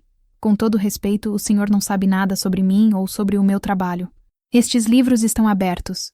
O senhor é advogado, deve entender de números. Fique à vontade para inspecionar cada lançamento, cada nota, cada centavo. Se encontrar qualquer irregularidade, pode me entregar ao primeiro policial que passar na porteira." Minha firmeza o pegou de surpresa. Ele ficou me encarando, os olhos escuros faiscando de raiva e talvez um pingo de curiosidade. Ele pegou o livro-caixa da minha mão, com um gesto brusco, e começou a folheá-lo, o rosto contraído numa carranca de desconfiança.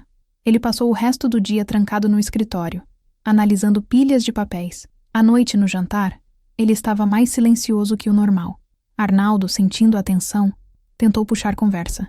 "Então, filho, o que achou da organização da fazenda?" Antônio demorou a responder. Ele olhou para o prato, depois para o pai, e, finalmente, seus olhos pousaram em mim por um instante. "A papelada parece em ordem", ele admitiu, a contragosto. "Surpreendentemente em ordem. Foi uma pequena vitória, mas eu sabia que a guerra estava longe de terminar." Antônio me via como uma ameaça, uma aventureira que se aproveitava da fragilidade de seu pai. Ele não conseguia entender, ou não queria, a natureza da minha relação com Arnaldo. Em sua mente urbana e lógica, só havia 2 categorias para mim, empregada ou amante, e ambas as possibilidades o ofendiam profundamente. Ele começou a acompanhar o pai pela fazenda, tentando aprender o ofício, mas era um peixe fora d'água. Suas roupas da cidade se sujavam, seus sapatos caros afundavam na lama.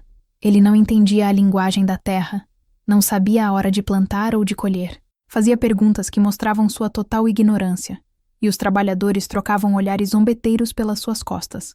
Arnaldo tentava ensinar, mas a paciência lhe faltava, consumida pela doença. E era a mim que ele se voltava para explicar os detalhes, para traduzir o conhecimento prático em palavras que o filho pudesse entender. Ana, explique ao Antônio por que não podemos usar aquele adubo químico que ele viu na revista. Fale sobre o estrume, sobre a compostagem. Isso só aumentava o ressentimento de Antônio. Para ele, era uma humilhação ter que aprender com a criada. Cada vez que eu explicava algo, cada vez que eu mostrava um conhecimento que ele não possuía, eu via a raiva crescer em seus olhos. Ele estava determinado a me colocar no meu lugar, e eu estava determinada a defender o meu. A fazenda se tornou um campo de batalha silencioso, e o velho coronel doente era o território disputado. A convivência forçada entre mim e Antônio transformou a Casa Grande num palco de uma guerra fria. Nossas batalhas não eram travadas com gritos, mas com silêncios cortantes, olhares afiados e uma polidez venenosa. Cada dia trazia um novo campo de conflito, um novo teste de vontades. Um de nossos maiores embates ocorreu por causa do Zé Marimbondo, um dos trabalhadores mais antigos da fazenda. A esposa dele ficou gravemente doente, precisando de remédios caros que ele não podia pagar. Como sempre fazia, ele veio me procurar, o chapéu de palha nas mãos, o rosto vincado de preocupação. Eu o ouvi, prometi ajudar, e, como de costume, preparei um adiantamento para ele retirar do fundo de emergência que eu mesma havia criado com Arnaldo para essas situações. Quando apresentei a retirada para Antônio assinar, Arnaldo já não tinha forças para cuidar desses detalhes. Ele olhou o papel com desprezo. Adiantamento? Para remédios? Ele questionou. Nós não somos uma instituição de caridade. A responsabilidade é dele. Se começarmos a fazer isso por um, teremos uma fila na porta amanhã. Doutor Antônio, eu disse, mantendo a calma. Zé Marimbondo trabalha nesta fazenda há mais de 30 anos. A lealdade dele vale muito mais do que o preço desses remédios. E este fundo foi criado exatamente para isso, para amparar nossa gente em momentos de necessidade. Nossa gente? Ele repetiu com ironia. Você fala como se fosse a dona disto aqui. São empregados. Apenas isso. Eles recebem um salário pelo seu trabalho. O que fazem com o dinheiro deles não é problema nosso. Sua frieza me chocou.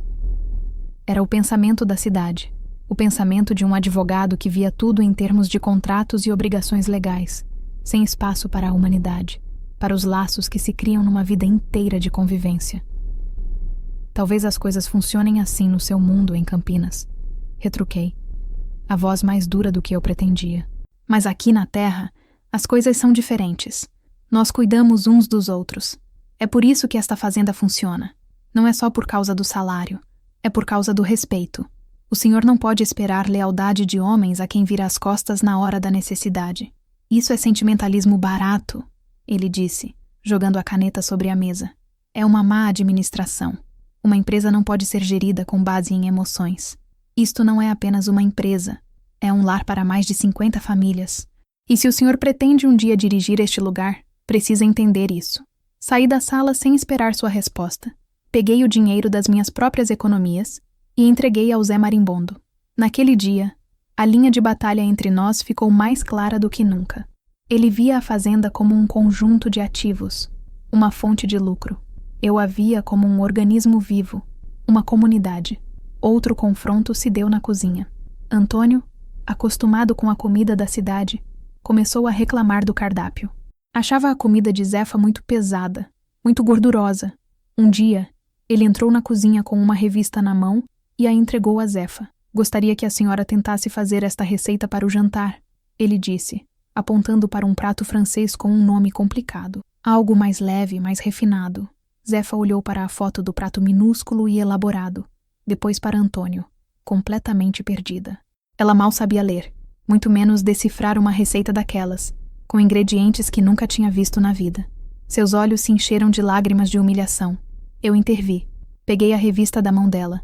Doutor Antônio, Zefa cozinha a comida que alimenta esta fazenda há 40 anos. É comida de verdade, para quem trabalha de verdade. Se o senhor deseja pratos da cidade, a estrada para Campinas continua no mesmo lugar. Ele ficou vermelho de raiva.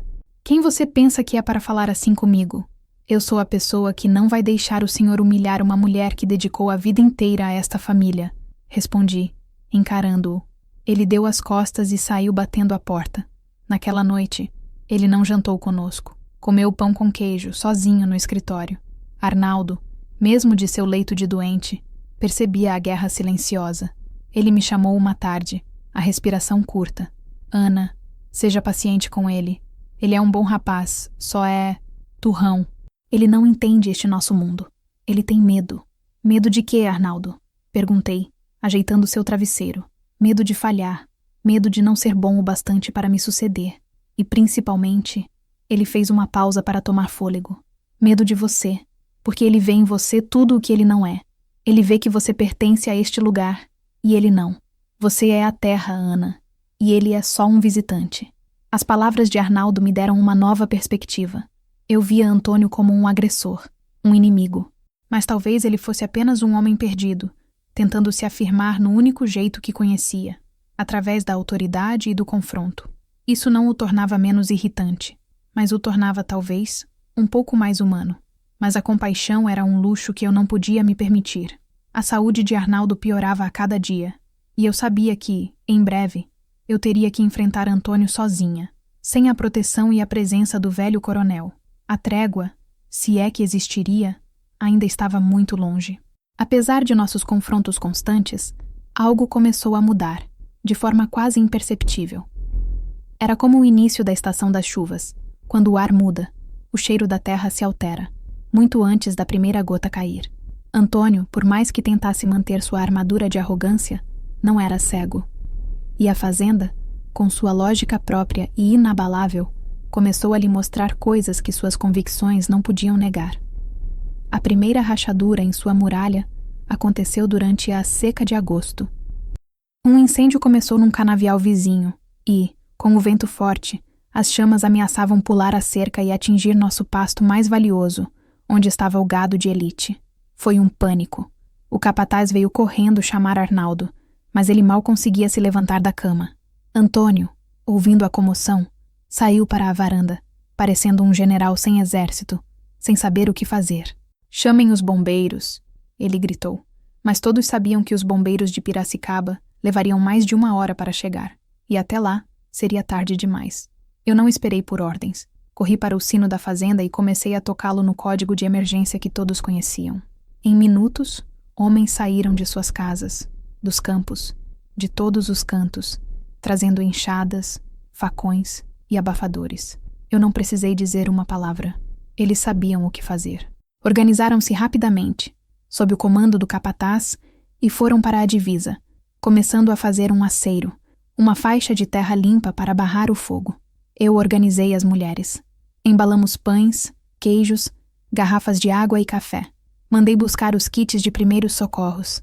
Quando Antônio se virou, procurando por mim, eu já estava subindo numa carroça com os mantimentos para levar aos homens que lutavam contra o fogo. Ele me seguiu, o rosto uma mistura de confusão e assombro. Ele viu homens arriscando a pele, trabalhando em uníssono, numa coreografia desesperada e eficiente, para salvar a terra do patrão, e me viu no meio deles, distribuindo água, cuidando de um corte na mão de um trabalhador, oferecendo uma palavra de incentivo. Ele viu a lealdade que ele questionara se transformar em ação. Passamos a noite em claro. No final, conseguimos controlar o fogo. Apenas uma pequena parte do pasto foi queimada. Estávamos todos exaustos, sujos de fuligem, mas a fazenda estava a salvo. Quando o sol começou a nascer, vi Antônio conversando com o capataz. Eu não conseguia ouvir o que diziam, mas vi o capataz gesticulando na minha direção e vi Antônio assentindo, o olhar pensativo. Mais tarde, naquele dia, ele me encontrou na cozinha. Eu estava preparando um caldo reforçado para Arnaldo. "O capataz me disse", ele começou, a voz hesitante, "que foi você quem organizou tudo. Que se não fosse por você, teríamos perdido metade do rebanho. Eu apenas dei de ombros. Eu não fiz nada. Apenas confiei nas pessoas que trabalham aqui. Elas sabem o que fazer. Elas amam este lugar tanto quanto eu." Ele não respondeu. Apenas ficou me observando por um momento, como se me visse pela primeira vez. Ele viu a fuligem no meu rosto, o cansaço nos meus olhos, mas também a determinação. E eu vi em seus olhos algo novo, uma semente de dúvida. A dúvida sobre tudo o que ele pensava a meu respeito. A segunda rachadura veio de uma fonte inesperada. Zefa. Certa tarde, Antônio entrou na cozinha com uma dor de cabeça terrível. Zefa, sem dizer nada, preparou um chá com ervas de sua horta. Ele olhou para a xícara com desconfiança. "O que é isso?" perguntou. "Chá de boldo com macela. Bom para dor de cabeça e para o fígado. Coisa de antigo. Pode tomar, doutor, não faz mal", ela disse com sua simplicidade. Ele hesitou, mas a dor era forte. Bebeu o chá. 20 minutos depois, a dor de cabeça havia sumido. Ele voltou à cozinha, a xícara vazia na mão. "Funcionou", ele disse, quase maravilhado. Zefa sorriu. "A terra dá o mal e dá o remédio. A gente só precisa saber procurar." Ela olhou para mim, que estava por perto, e acrescentou: "Foi a Ana que me ensinou a plantar essa macela. Ela leu num livro que era bom ter." Antônio olhou para mim. Mais uma vez, o silêncio. Mas era um silêncio diferente, menos hostil. Era o silêncio de um homem que começava a perceber que o mundo que ele desprezava tinha uma sabedoria que seus próprios livros de direito não continham. Ele não se tornou meu amigo da noite para o dia. A desconfiança ainda estava lá. A arrogância ainda aparecia. Mas os ataques frontais cessaram. Ele começou a me observar mais, a me ouvir. Às vezes, no escritório, ele me fazia perguntas sobre a fazenda, não como um interrogador, mas como alguém que, talvez realmente quisesse aprender. "Por que você insiste em manter aquele pedaço de mata nativa perto do rio? Poderíamos plantar mais cana ali", ele perguntou uma vez. "Porque a mata protege a nascente, Dr. Antônio. Sem ela, o rio seca. E sem o rio, a fazenda morre. Algumas coisas valem mais do que o lucro imediato." Ele não discutiu. Apenas ficou pensativo. A semente da dúvida havia sido plantada.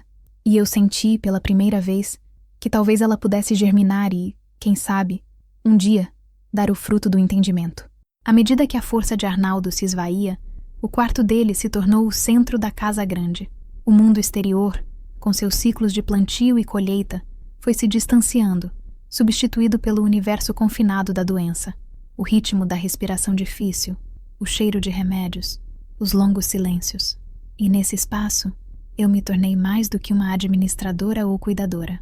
Tornei-me uma ponte, uma frágil ponte de madeira sobre o abismo de anos de ressentimento que separava pai e filho. Antônio, apesar de sua relutância inicial, começou a passar mais tempo no quarto do pai, mas as conversas deles eram dolorosamente difíceis. Arnaldo era um homem que nunca soubera expressar afeto com palavras, e a doença não o tornara mais eloquente. Antônio, por sua vez, carregava o peso de uma infância sem a presença paterna, e cada tentativa de diálogo parecia esbarrar numa parede de mágoas não ditas. "O senhor nunca foi aos meus jogos de futebol na escola", Antônio disse uma vez, a acusação velada em sua voz. "Eu tinha uma fazenda para tocar", Arnaldo respondeu, a voz fraca, mas a teimosia intacta. "Homem não tem tempo para essas coisas." A conversa morria ali, deixando um rastro de frustração no ar. Era nesses momentos que eu intervinha, delicadamente. Mais tarde, quando eu levava um caldo para Arnaldo, eu dizia: "Ele só queria que o senhor tivesse orgulho dele. Ele guarda todos os recortes de jornal sobre os casos que ganha como advogado." Eu sabia disso porque tinha visto a pasta que ele guardava em seu quarto. E para Antônio, enquanto caminhávamos pela varanda, eu contava histórias do pai que ele não conhecia. Seu pai não sabe dizer, mas ele tem um orgulho imenso do senhor. Outro dia, ele me fez ler em voz alta uma notícia sobre um caso seu. Os olhos dele brilharam. Ele só não sabe como demonstrar. Aos poucos, eu ia traduzindo um para o outro, preenchendo os silêncios com as palavras que eles não conseguiam encontrar. Eu contava a Antônio sobre a dureza da vida de Arnaldo, sobre como ele assumiu a fazenda quase falida aos 20 anos, depois da morte de meu avô. Contava sobre a paixão dele pela terra, que muitas vezes se sobrepunha a tudo mais. E eu contava a Arnaldo sobre a solidão de Antônio na cidade, sobre a pressão que ele sentia para honrar o nome da família, sobre como ele se sentia um estranho em sua própria casa. Minha presença constante e neutra começou a suavizar as arestas. Eu me tornei a mediadora de suas memórias. Antônio começou a fazer perguntas sobre o passado, e Arnaldo, através de mim, começou a responder. "Ana, pergunte ao meu pai sobre a égua branca que ele tinha quando era moço." Minha tia me contava histórias sobre ela, e Arnaldo, com a respiração ofegante, contava a história, olhando para mim, mas sabendo que as palavras eram para o filho. E eu as ouvia, e às vezes as repetia, garantindo que a conexão não se perdesse no esforço da doença. Nesse processo, Antônio começou a me ver de outra forma. Eu não era mais a usurpadora. Eu era a guardiã das histórias, a única que entendia a linguagem daquele velho teimoso e a linguagem do mundo. Ele começou a confiar em mim, não apenas com as contas da fazenda, mas com suas próprias vulnerabilidades. Uma noite, encontrei-o na varanda, olhando para a escuridão, um copo de conhaque na mão. Eu nunca o conheci de verdade, ele disse, a voz embargada. Passei a vida inteira com raiva dele, por ele ter me mandado para longe. Agora que eu finalmente volto, ele está indo embora. Ele mandou o senhor para longe porque achava que a cidade lhe daria um futuro melhor do que o cabo de uma enxada, eu disse, suavemente. Ele fez o que achou que era o certo, mesmo que tenha sido da maneira errada. Ele o ama, Antônio, do jeito torto e silencioso dele, mas ele o ama. Ele olhou para mim, os olhos escuros marejados. Obrigado, Ana, ele disse, e foi a primeira vez que ele me chamou pelo nome sem o doutor na frente. Obrigado por cuidar dele e por me ajudar a entendê-lo. Naqueles últimos meses, uma paz frágil se instalou na casa grande. Pai e filho não recuperaram os anos perdidos, mas encontraram um território comum, um lugar de perdão silencioso. E eu estava ali, no meio, sustentando essa ponte, sabendo que a qualquer momento a tempestade final chegaria e que a estrutura que eu ajudei a construir seria testada de verdade. O declínio de Arnaldo se acelerava e o tempo para palavras estava acabando. O tempo para os gestos finais e para as verdades irrevogáveis estava perigosamente próximo. O fim de Arnaldo veio numa manhã de julho, com a mesma quietude com que o orvalho desce sobre a relva. Não houve agonia, nem luta. Ele simplesmente parou de respirar, o rosto sereno, como se finalmente tivesse encontrado o descanso que a terra nunca lhe dera por completo. Eu estava ao seu lado, segurando sua mão já fria. Antônio estava do outro lado da cama, os olhos fixos no rosto do pai, uma expressão de perda profunda gravada em suas feições. O silêncio que se instalou no quarto não era de vazio, mas de um respeito solene pela jornada que acabara de terminar. Os dias que se seguiram foram um torvelinho de providências práticas que mal davam tempo para o luto.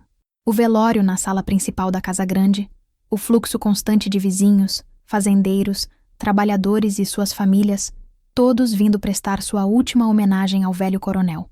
Vi a surpresa no rosto de Antônio ao perceber o quanto seu pai era respeitado e até mesmo querido por aquela gente simples. Ele, que via o pai como um homem duro e ausente, começou a conhecer o outro lado de Arnaldo através das histórias e do luto genuíno daquelas pessoas. Eu me movia por tudo isso como um autômato, organizando o café, o velório, o enterro, garantindo que tudo corresse como Arnaldo gostaria, com dignidade e sem exageros. E em cada rosto que eu via, em cada aperto de mão de condolências, eu via a mesma pergunta silenciosa nos olhos das pessoas. E agora? O que seria da fazenda? E o que seria de mim? Uma semana depois do enterro, o Dr. Valdemar, o advogado de longa data da família, chegou para a leitura do testamento. A cena se desenrolou exatamente como a descrevi no início desta história. Estávamos os três no escritório, eu, Antônio e o advogado. A atmosfera era pesada, carregada de expectativa. Eu já sabia o que estava por vir. Arnaldo havia conversado comigo alguns meses antes, numa de suas raras tardes de lucidez. Ele me explicou suas intenções, e eu tentei recusar. Arnaldo, não precisa. Eu tenho meu salário, meu lugar. Não quero nada que não seja meu por direito. E quem vai dizer o que é seu por direito, Ana? Ele me respondeu, a voz um sopro. Você deu sua juventude e sua inteligência a esta terra. Você a fez florescer. Isso não é um presente, é um pagamento. E além disso, ele tossiu. É uma proteção. Para você. E para ele. Ele olhou na direção da porta, por onde Antônio havia passado momentos antes. Ele é um bom homem, mas é cabeça dura. Vai precisar de você, mesmo que não saiba disso ainda. E eu preciso ter certeza de que você estará aqui para ajudar a segurar as pontas. Então, quando o Dr. Valdemar leu as palavras que me nomeavam co-administradora, com direito a uma parte dos lucros, eu não me surpreendi. Mas a reação de Antônio foi exatamente como eu previra. A incredulidade, o escárnio, a acusação velada de que eu havia manipulado seu pai. E foi ali, naquela sala, que que a nossa história realmente começou. O confronto que descrevi, a minha resposta firme, a defesa do meu trabalho e da minha honra. Aquele momento foi o clímax de tudo o que eu vivera até então, mas também o ponto de partida para tudo o que viria depois. Quando eu terminei de falar, defendendo o meu lugar conquistado com suor e dedicação, ele não explodiu como eu temia. Ele ficou em silêncio, um silêncio longo e pesado. Ele andou pela sala, pegou um dos livros de contabilidade que ele mesmo havia auditado, folheou-o distraidamente. Ele olhou pela janela, para os campos que agora eram, em parte, sua responsabilidade. As sementes de dúvida que haviam sido plantadas nos meses anteriores, o incêndio, o chá de Zefa, as conversas mediadas por mim, estavam lutando para brotar em meio ao solo duro de seu orgulho e de seu preconceito. Ele sabia, no fundo, que eu estava falando a verdade. Ele vira com os próprios olhos o meu valor. Mas aceitar isso significava admitir que ele estivera errado, que seu julgamento inicial fora falho e preconceituoso. Finalmente, ele se virou para o Dr. Valdemar. Não há como contestar isso legalmente, certo? Nenhuma chance, Antônio. O testamento é sólido como uma rocha. Antônio suspirou, um som de profunda resignação. Ele olhou para mim e, pela primeira vez, não vi raiva em seus olhos. Vi confusão. Vi o peso de uma responsabilidade que ele não sabia como carregar, e a irritante percepção de que a única pessoa que poderia ajudá-lo era a mulher que ele passara meses tentando expulsar. Pois bem, ele disse, a voz baixa, quase um murmúrio, se é a vontade do meu pai que assim seja. Ele se dirigiu a mim, o tom formal e frio. Amanhã às 7, quero uma reunião aqui. Precisamos discutir o plano para a colheita do café. Senhora co-administradora. A última frase foi dita com uma ironia palpável, mas não havia mais o veneno de antes. Era a ironia de um homem derrotado, que aceitava os termos de uma rendição forçada. Ele saiu do escritório, me deixando a sós com o Dr. Valdemar. O advogado sorriu para mim, um sorriso gentil. Seu Arnaldo sabia o que estava fazendo. Ele não deixou apenas uma fazenda para o filho. Deixou um leme. E esse leme, minha jovem, é você. Naquele momento, eu não me senti vitoriosa. Senti o peso esmagador do futuro. A batalha pela minha legitimidade havia sido vencida, mas a guerra pela fazenda e por uma convivência pacífica com Antônio mal havia começado. Os meses que se seguiram à morte de Arnaldo foram como uma longa e desconfortável dança, onde eu e Antônio tentávamos nos mover no mesmo salão, sem pisar um no pé do outro. A fazenda não esperava pelo fim do luto. O café precisava ser colhido. O gado precisava ser vacinado. A folha de pagamento precisava ser fechada. A necessidade nos forçou a trabalhar juntos, e essa parceria relutante se tornou nosso novo campo de batalha e, eventualmente, nosso terreno comum. Nossas reuniões no escritório eram o epítome da formalidade. Bom dia, doutor Antônio. Bom dia, dona Ana. Sentávamos em lados opostos da grande mesa, a cadeira vazia de Arnaldo entre nós como um fantasma. Discutíamos os problemas da fazenda com uma objetividade fria, como dois executivos de empresas rivais forçados a uma fusão. Nossas diferenças de visão eram gritantes. Ele, com sua mente de advogado, queria implementar sistemas, planilhas, relatórios de produtividade. Queria cortar custos, otimizar processos, tratar a fazenda como a empresa que ele achava que ela deveria ser. Eu, com meu conhecimento empírico, falava da qualidade da terra, do humor dos trabalhadores, do tempo imprevisível.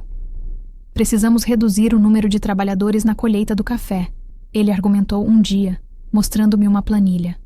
Se investirmos numa colheitadeira a longo prazo, o custo-benefício é maior.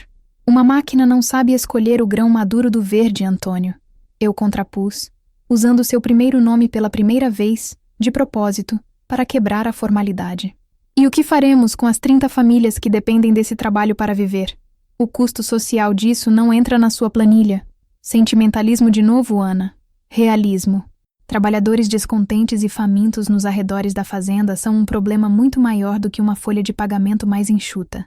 A reputação de Santa Luzia foi construída na forma como tratamos nossa gente. Isso é um ativo que o senhor não pode calcular. Discutimos por horas. No fim, chegamos a um acordo. Manteríamos a colheita manual para o nosso café de melhor qualidade, o gourmet, e estudaríamos a possibilidade de usar máquinas apenas nas áreas de menor valor e apenas na safra seguinte para dar tempo de planejar a realocação dos trabalhadores. Foi nossa primeira concessão mútua. Um pequeno passo. Fora do escritório, a vida na casa grande era igualmente estranha. Vivíamos sob o mesmo teto, mas em mundos separados. Ele passava as noites lendo seus processos e livros de direito. Eu passava as minhas lendo meus romances ou conferindo as contas da casa. Nossas refeições eram, na maioria das vezes, silenciosas.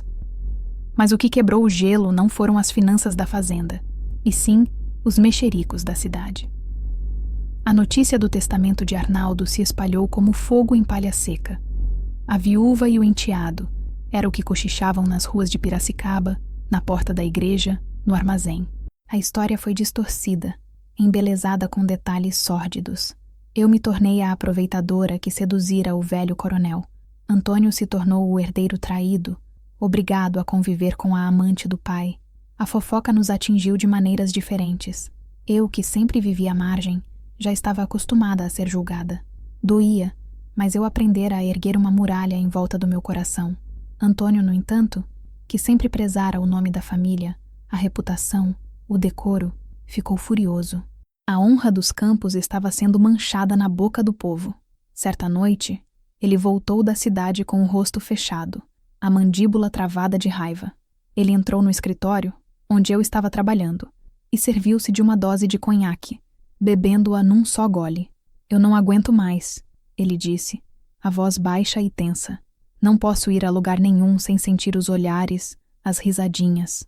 Hoje, no cartório, um velho amigo do meu pai teve a ousadia de me dar pêsames pela situação embaraçosa. Eu não disse nada, apenas o observei. Eles estão nos arrastando na lama, Ana. A nós dois.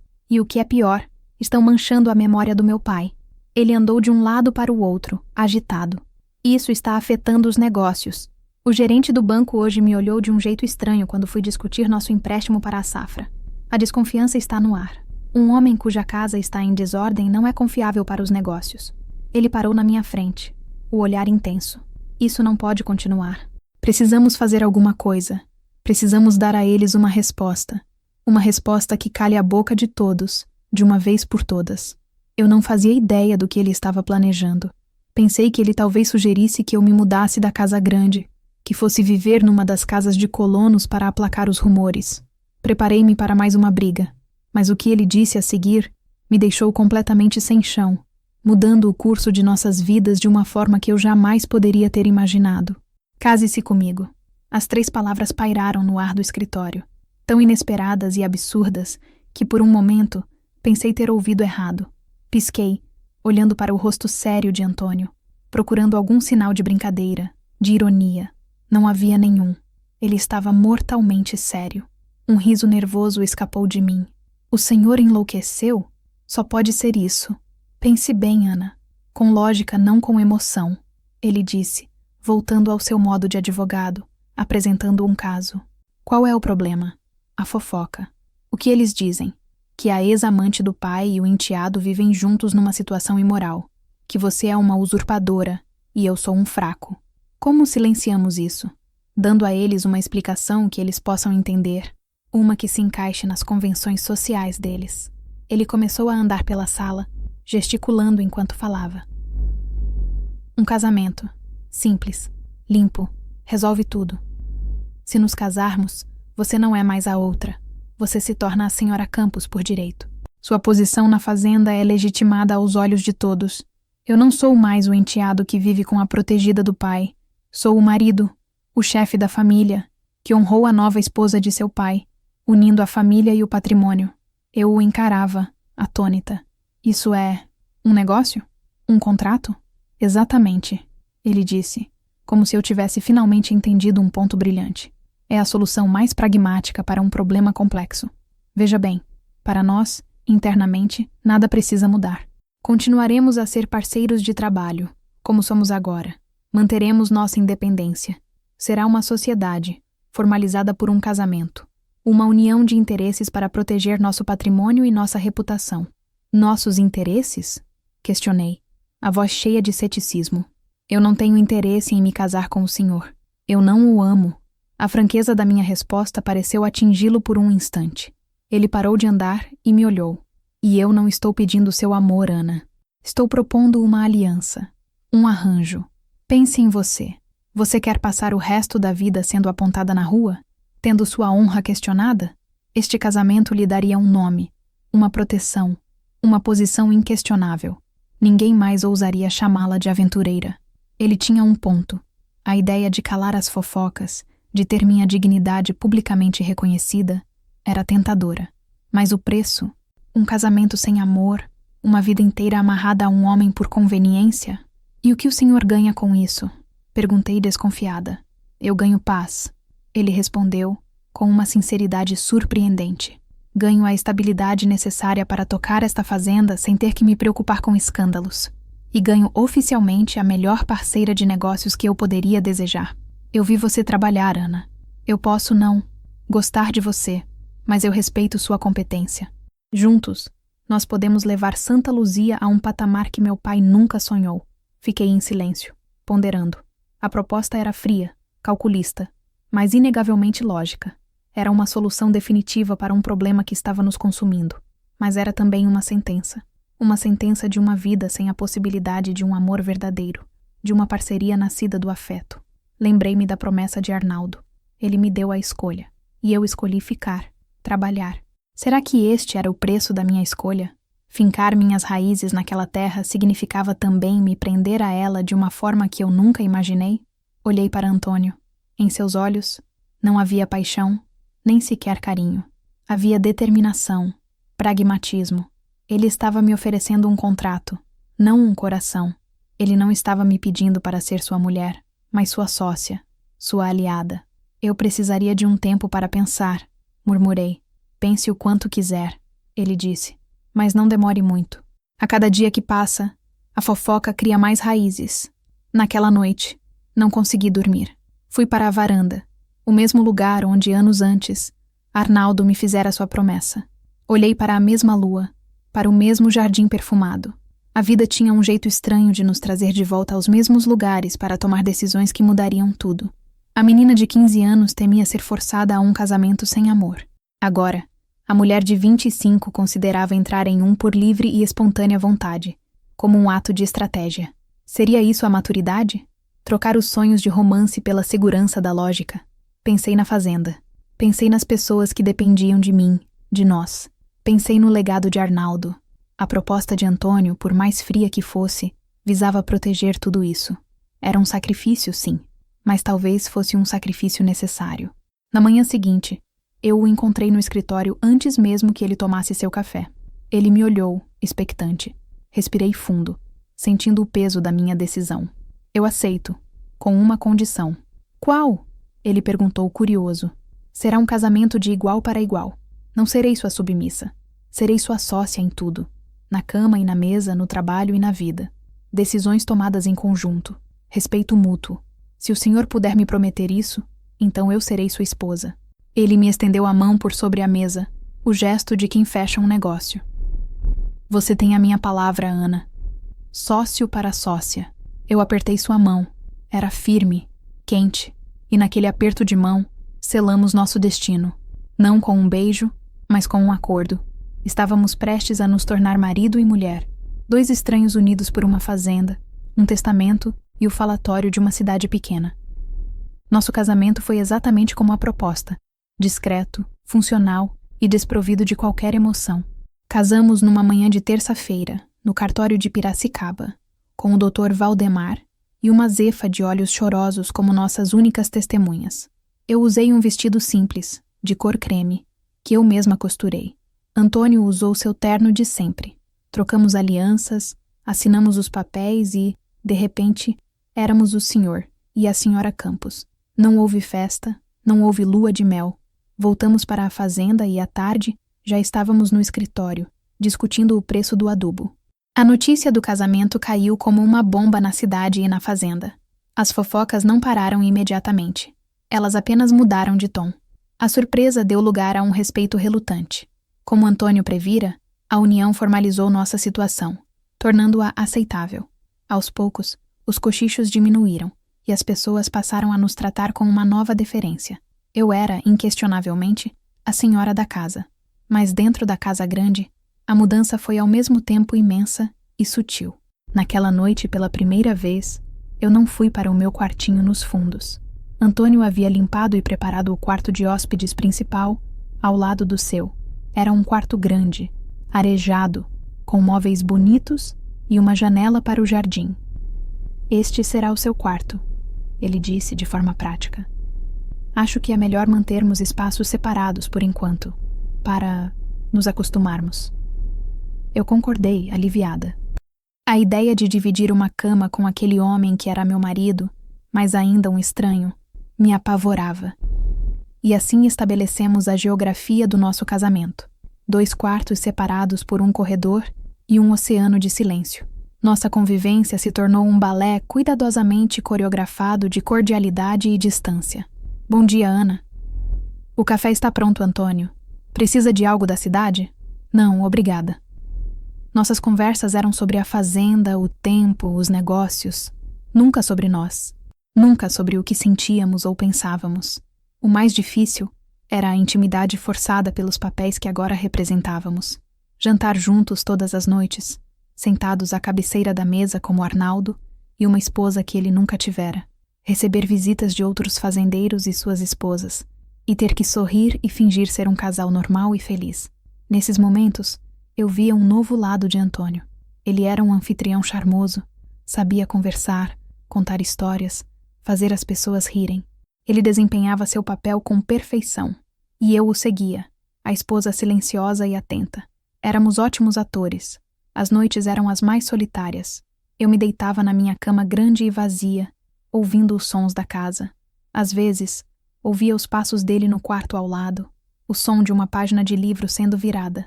Ele estava tão perto, mas ao mesmo tempo, tão distante. Eu me perguntava se ele também se sentia assim, preso naquela farsa que ele mesmo criara.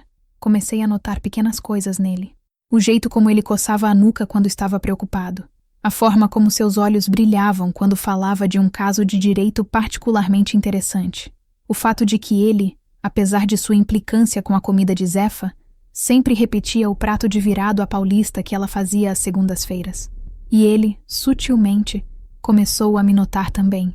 Um dia, eu estava na varanda, tentando consertar uma cadeira de vime que havia se quebrado. Ele se aproximou, tirou as ferramentas da minha mão e, sem dizer uma palavra, consertou a cadeira com uma habilidade inesperada. Outra vez, eu estava com uma tosse persistente por causa da poeira da colheita. Na manhã seguinte, encontrei na mesa da cozinha um pequeno vidro de xarope e um bilhete ao lado. Comprei na farmácia. Disseram que é bom. Foi o gesto mais próximo de cuidado que ele já tivera comigo. Esses eram momentos minúsculos, ilhas de conexão num mar de formalidade. Eram nesses momentos que eu vislumbrava o homem por trás do advogado arrogante e do marido de conveniência. Havia uma bondade nele, enterrada sob camadas de orgulho e desconfiança. O ponto de virada, no entanto, veio de fora. Uma seca severa se abateu sobre a região. Os pastos secaram, o gado emagrecia, e o riacho que cortava a fazenda se tornou um filete de água barrenta. A ameaça de perder tudo pelo que trabalhamos era real e aterrorizante. O estresse era visível em nós dois.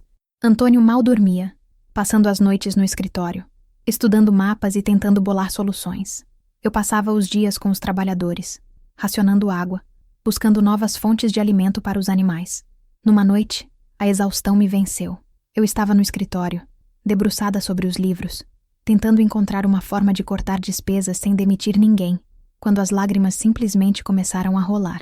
Chorei em silêncio, de pura frustração e medo. Antônio entrou na sala e me viu. Eu esperava que ele desviasse o olhar, que me deixasse sozinha com minha fraqueza. Mas em vez disso, ele se aproximou, puxou uma cadeira e sentou-se ao meu lado.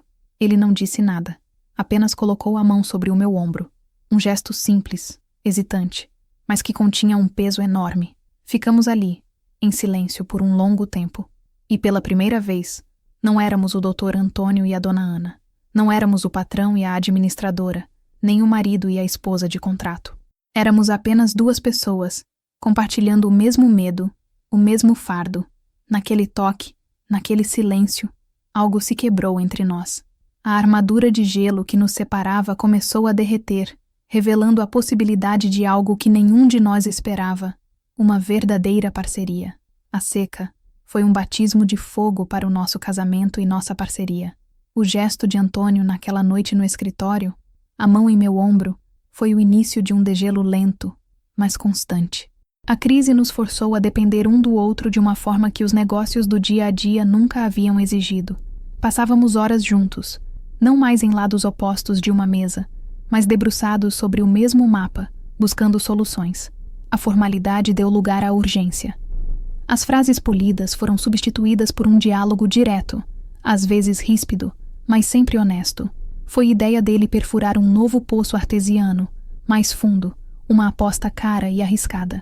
Foi minha ideia organizar os trabalhadores para buscar capim-elefante nas várzeas mais distantes. Um trabalho exaustivo, mas que salvaria o rebanho. Ele cuidou da burocracia, do financiamento. Eu cuidei da logística, das pessoas. E pela primeira vez, trabalhamos em perfeita sincronia, cada um confiando na expertise do outro. Quando a primeira chuva finalmente caiu, meses depois, encontramo-nos na varanda, observando a terra sedenta beber a água. Não nos tocamos, não dissemos nada, mas compartilhamos um sorriso. Um sorriso de alívio, de vitória e de um respeito recém-descoberto um pelo outro. Havíamos enfrentado a pior crise da história recente da fazenda e havíamos vencido, juntos. A partir daquele dia, a dinâmica em casa mudou. Os jantares silenciosos foram gradualmente preenchidos por conversas. Ele me perguntava sobre meu dia, e eu me interessava genuinamente pelos desafios legais que ele enfrentava em seus casos na cidade. Descobrimos que tínhamos um senso de humor parecido, uma ironia fina que nos fazia rir das mesmas absurdidades. O corredor entre nossos quartos começou a parecer menos um oceano e mais uma simples passagem. A intimidade física veio de forma tão natural e inesperada quanto a chuva. Numa noite, estávamos no escritório, comemorando a assinatura de um contrato de exportação de café que nos traria grande lucro. Ele abriu uma garrafa de vinho.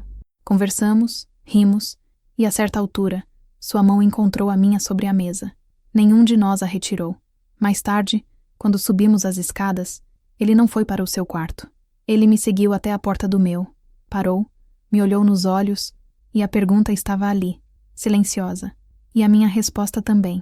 Naquela noite, nosso casamento deixou de ser um contrato. Não foi uma explosão de paixão, como nos romances que eu lia. Foi algo mais quieto, mais profundo. Foi o encontro de duas solidões, o reconhecimento de duas almas, que por caminhos tortuosos haviam encontrado um no outro um porto seguro. Foi a consequência natural de uma intimidade construída no respeito, no trabalho e na admiração mútua. O amor, para nós, não foi o ponto de partida, foi o ponto de chegada. A notícia da minha gravidez, 1 ano depois, foi recebida com uma alegria silenciosa e profunda. Vi nos olhos de Antônio um brilho que nunca vira antes, uma mistura de pavor e um orgulho imenso. A chegada de nosso primeiro filho, Arnaldo Neto, a quem chamávamos de Nando, cimentou nossa união de uma forma que nenhum contrato ou crise poderia fazer. Ver Antônio com nosso filho nos braços, cantando canções de ninar desafinadas, revelou um lado dele que eu nem suspeitava existir. Aquele homem sério e pragmático tinha um coração imenso, que ele simplesmente não sabia como mostrar. E eu, que nunca pensei que seria mãe, me descobri ferozmente protetora, transbordando de um amor que parecia grande demais para o meu peito. Tivemos mais 2 filhos, uma menina, Clara, e outro menino, Mateus. A casa grande, antes silenciosa e austera, encheu-se de risadas, de choros, de corridas pelos corredores. Zefa se tornou uma avó postiça, mimando as crianças com seus bolos e doces. Tonha, surpreendentemente, se abrandou, e eu a pegava muitas vezes sorrindo para as travessuras dos pequenos. Juntos, Antônio e eu não apenas mantivemos a fazenda Santa Luzia, nós a transformamos.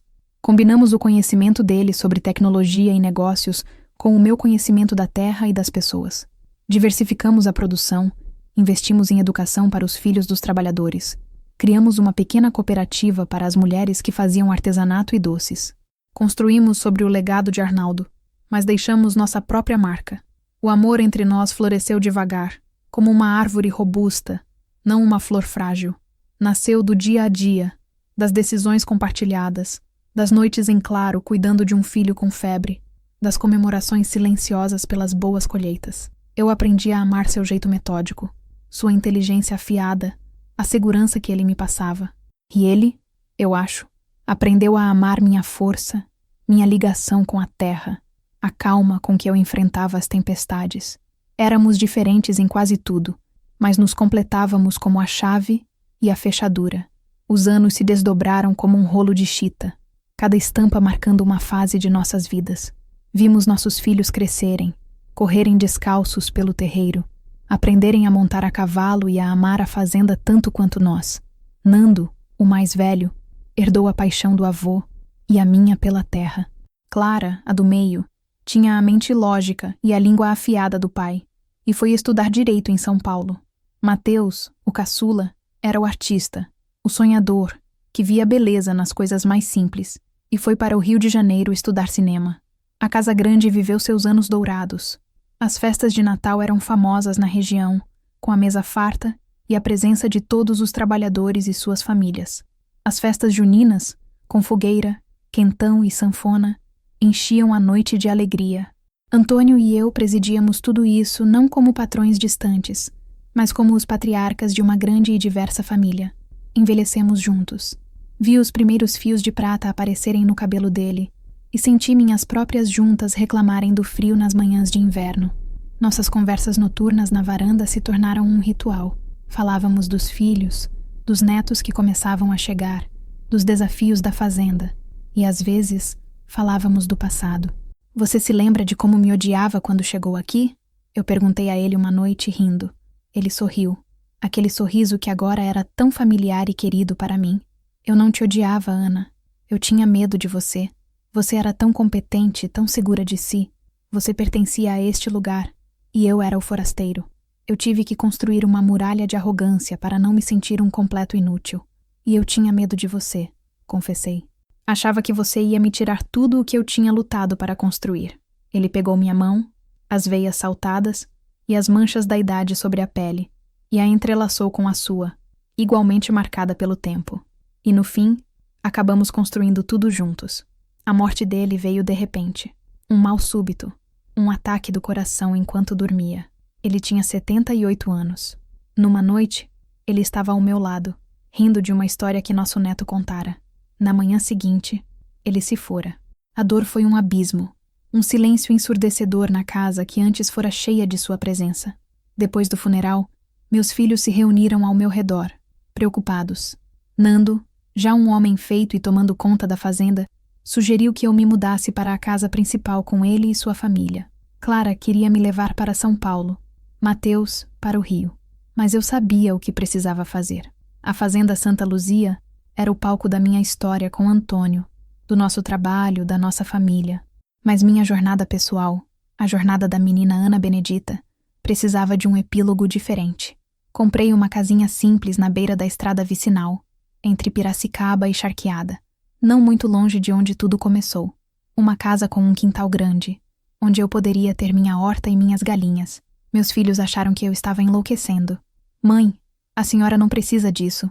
A senhora é a dona da Santa Luzia, disse Clara, a voz cheia de preocupação. Eu sei quem eu sou, minha filha. Eu respondi com calma. Eu sou a mulher que ajudou a construir a Santa Luzia. Mas agora, eu quero ser apenas a Ana Benedita, que cuida da sua horta e vê o sol se pôr. Eles relutaram, mas acabaram entendendo. A fazenda estava em boas mãos, nas mãos de nosso filho Nando, que a administrava com a mesma paixão que nós. Meu trabalho ali estava feito. A transição foi estranhamente fácil. Troquei a grandiosidade da casa grande pela simplicidade aconchegante da minha casinha. Troquei a responsabilidade de administrar centenas de vidas pela simples tarefa de cuidar das minhas couves e dos meus temperos. Troquei o barulho de uma família grande pelo silêncio contemplativo da minha própria companhia. E foi nesse silêncio que comecei a revisitar minha vida, a juntar os pedaços da minha história, não com a dor ou a angústia do passado, mas com a serenidade de quem olha para um longo caminho percorrido e encontra beleza, até mesmo nas curvas mais difíceis. Hoje, tenho 84 anos. O sol está se pondo, tingindo o céu de laranja e rosa, uma pintura que se descortina todas as tardes sobre os canaviais, que se estendem até onde meus olhos cansados alcançam. Estou sentada no meu banco de madeira, aqui no quintal da minha casinha, O cheiro de terra molhada da horta que acabei de regar misturando-se ao aroma do café que passei há pouco. Minhas galinhas ciscam por perto, despreocupadas. Uma paz imensa me envolve. Daqui, eu vejo a vida em perspectiva. Penso na menina de 13 anos, tremendo de medo numa carroça, agarrada a uma boneca de pano. Sinto uma ternura imensa por ela. Queria poder abraçá-la e dizer que, apesar do medo, ela seria forte. Que a vida lhe tiraria a infância, sim, mas lhe daria em troca ferramentas que ninguém poderia roubar. O conhecimento, a dignidade e a capacidade de fincar raízes na terra mais improvável. Penso em Arnaldo, o homem que foi meu carcereiro e meu libertador. Um homem complexo, cheio de falhas, mas que no fim me deu a chance que mudou tudo. Ele não me deu amor, mas me deu algo talvez mais duradouro, respeito e a oportunidade de me tornar eu mesma. Sou grata a ele pela educação, pela proteção e, principalmente, pela promessa que ele cumpriu, a promessa de uma escolha. E penso em Antônio, meu marido, meu parceiro, meu amor tardio e improvável. Ele chegou como uma tempestade, cheio de raiva e desconfiança, e partiu como a calmaria do fim de tarde. Nossa história não foi um conto de fadas, foi real, construída com o cimento do trabalho diário, dos desentendimentos superados, do respeito conquistado e de um amor que cresceu sem pressa, como as árvores que plantamos juntos na fazenda. Sinto falta dele todos os dias, mas não é uma falta triste. É uma saudade serena, a certeza de uma vida bem vivida ao lado de um bom homem. Meus filhos e netos me visitam sempre.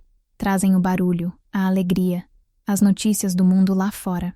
Nando transformou a Santa Luzia numa fazenda modelo, sustentável, respeitada no país inteiro. O legado continua, forte e viçoso. Às vezes me perguntam se eu me arrependo de alguma coisa, se eu gostaria de ter tido uma vida diferente, uma infância normal, um primeiro amor de moça. Eu sorrio. A vida que eu tive foi a que me coube, e foi nela que eu aprendi que a gente não escolhe o solo onde é plantado, mas pode escolher o quanto vai crescer. Eu, a menina vendida por mantimentos, a criada analfabeta, ajudei a construir um império, uma família e, o mais importante, a mim mesma. Minha história é como a terra. Tem partes áridas e secas, mas também tem trechos férteis, de colheitas abundantes. E no final, tudo valeu a pena. Cada lágrima, cada calo na mão, cada noite de medo e cada manhã de esperança. E assim, sentada aqui no meu cantinho de mundo, vendo a última nesga de sol desaparecer no horizonte, eu me sinto em paz. A história da minha vida, que começou com tanto medo, termina com uma imensa e profunda gratidão. Espero que esta longa jornada através das minhas memórias tenha tocado vocês de alguma forma. Se esta narrativa, com suas voltas e reviravoltas, fez vocês refletirem sobre a força que reside em cada um de nós, eu peço que deixem um like para que eu saiba que minha história ressoou. E se não for pedir muito, inscrevam-se no canal e deixem um comentário. Contem-me o que sentiram, o que pensaram. Cada comentário é como uma visita de um amigo, trazendo calor e companhia para os meus dias. Muito obrigada por me ouvirem.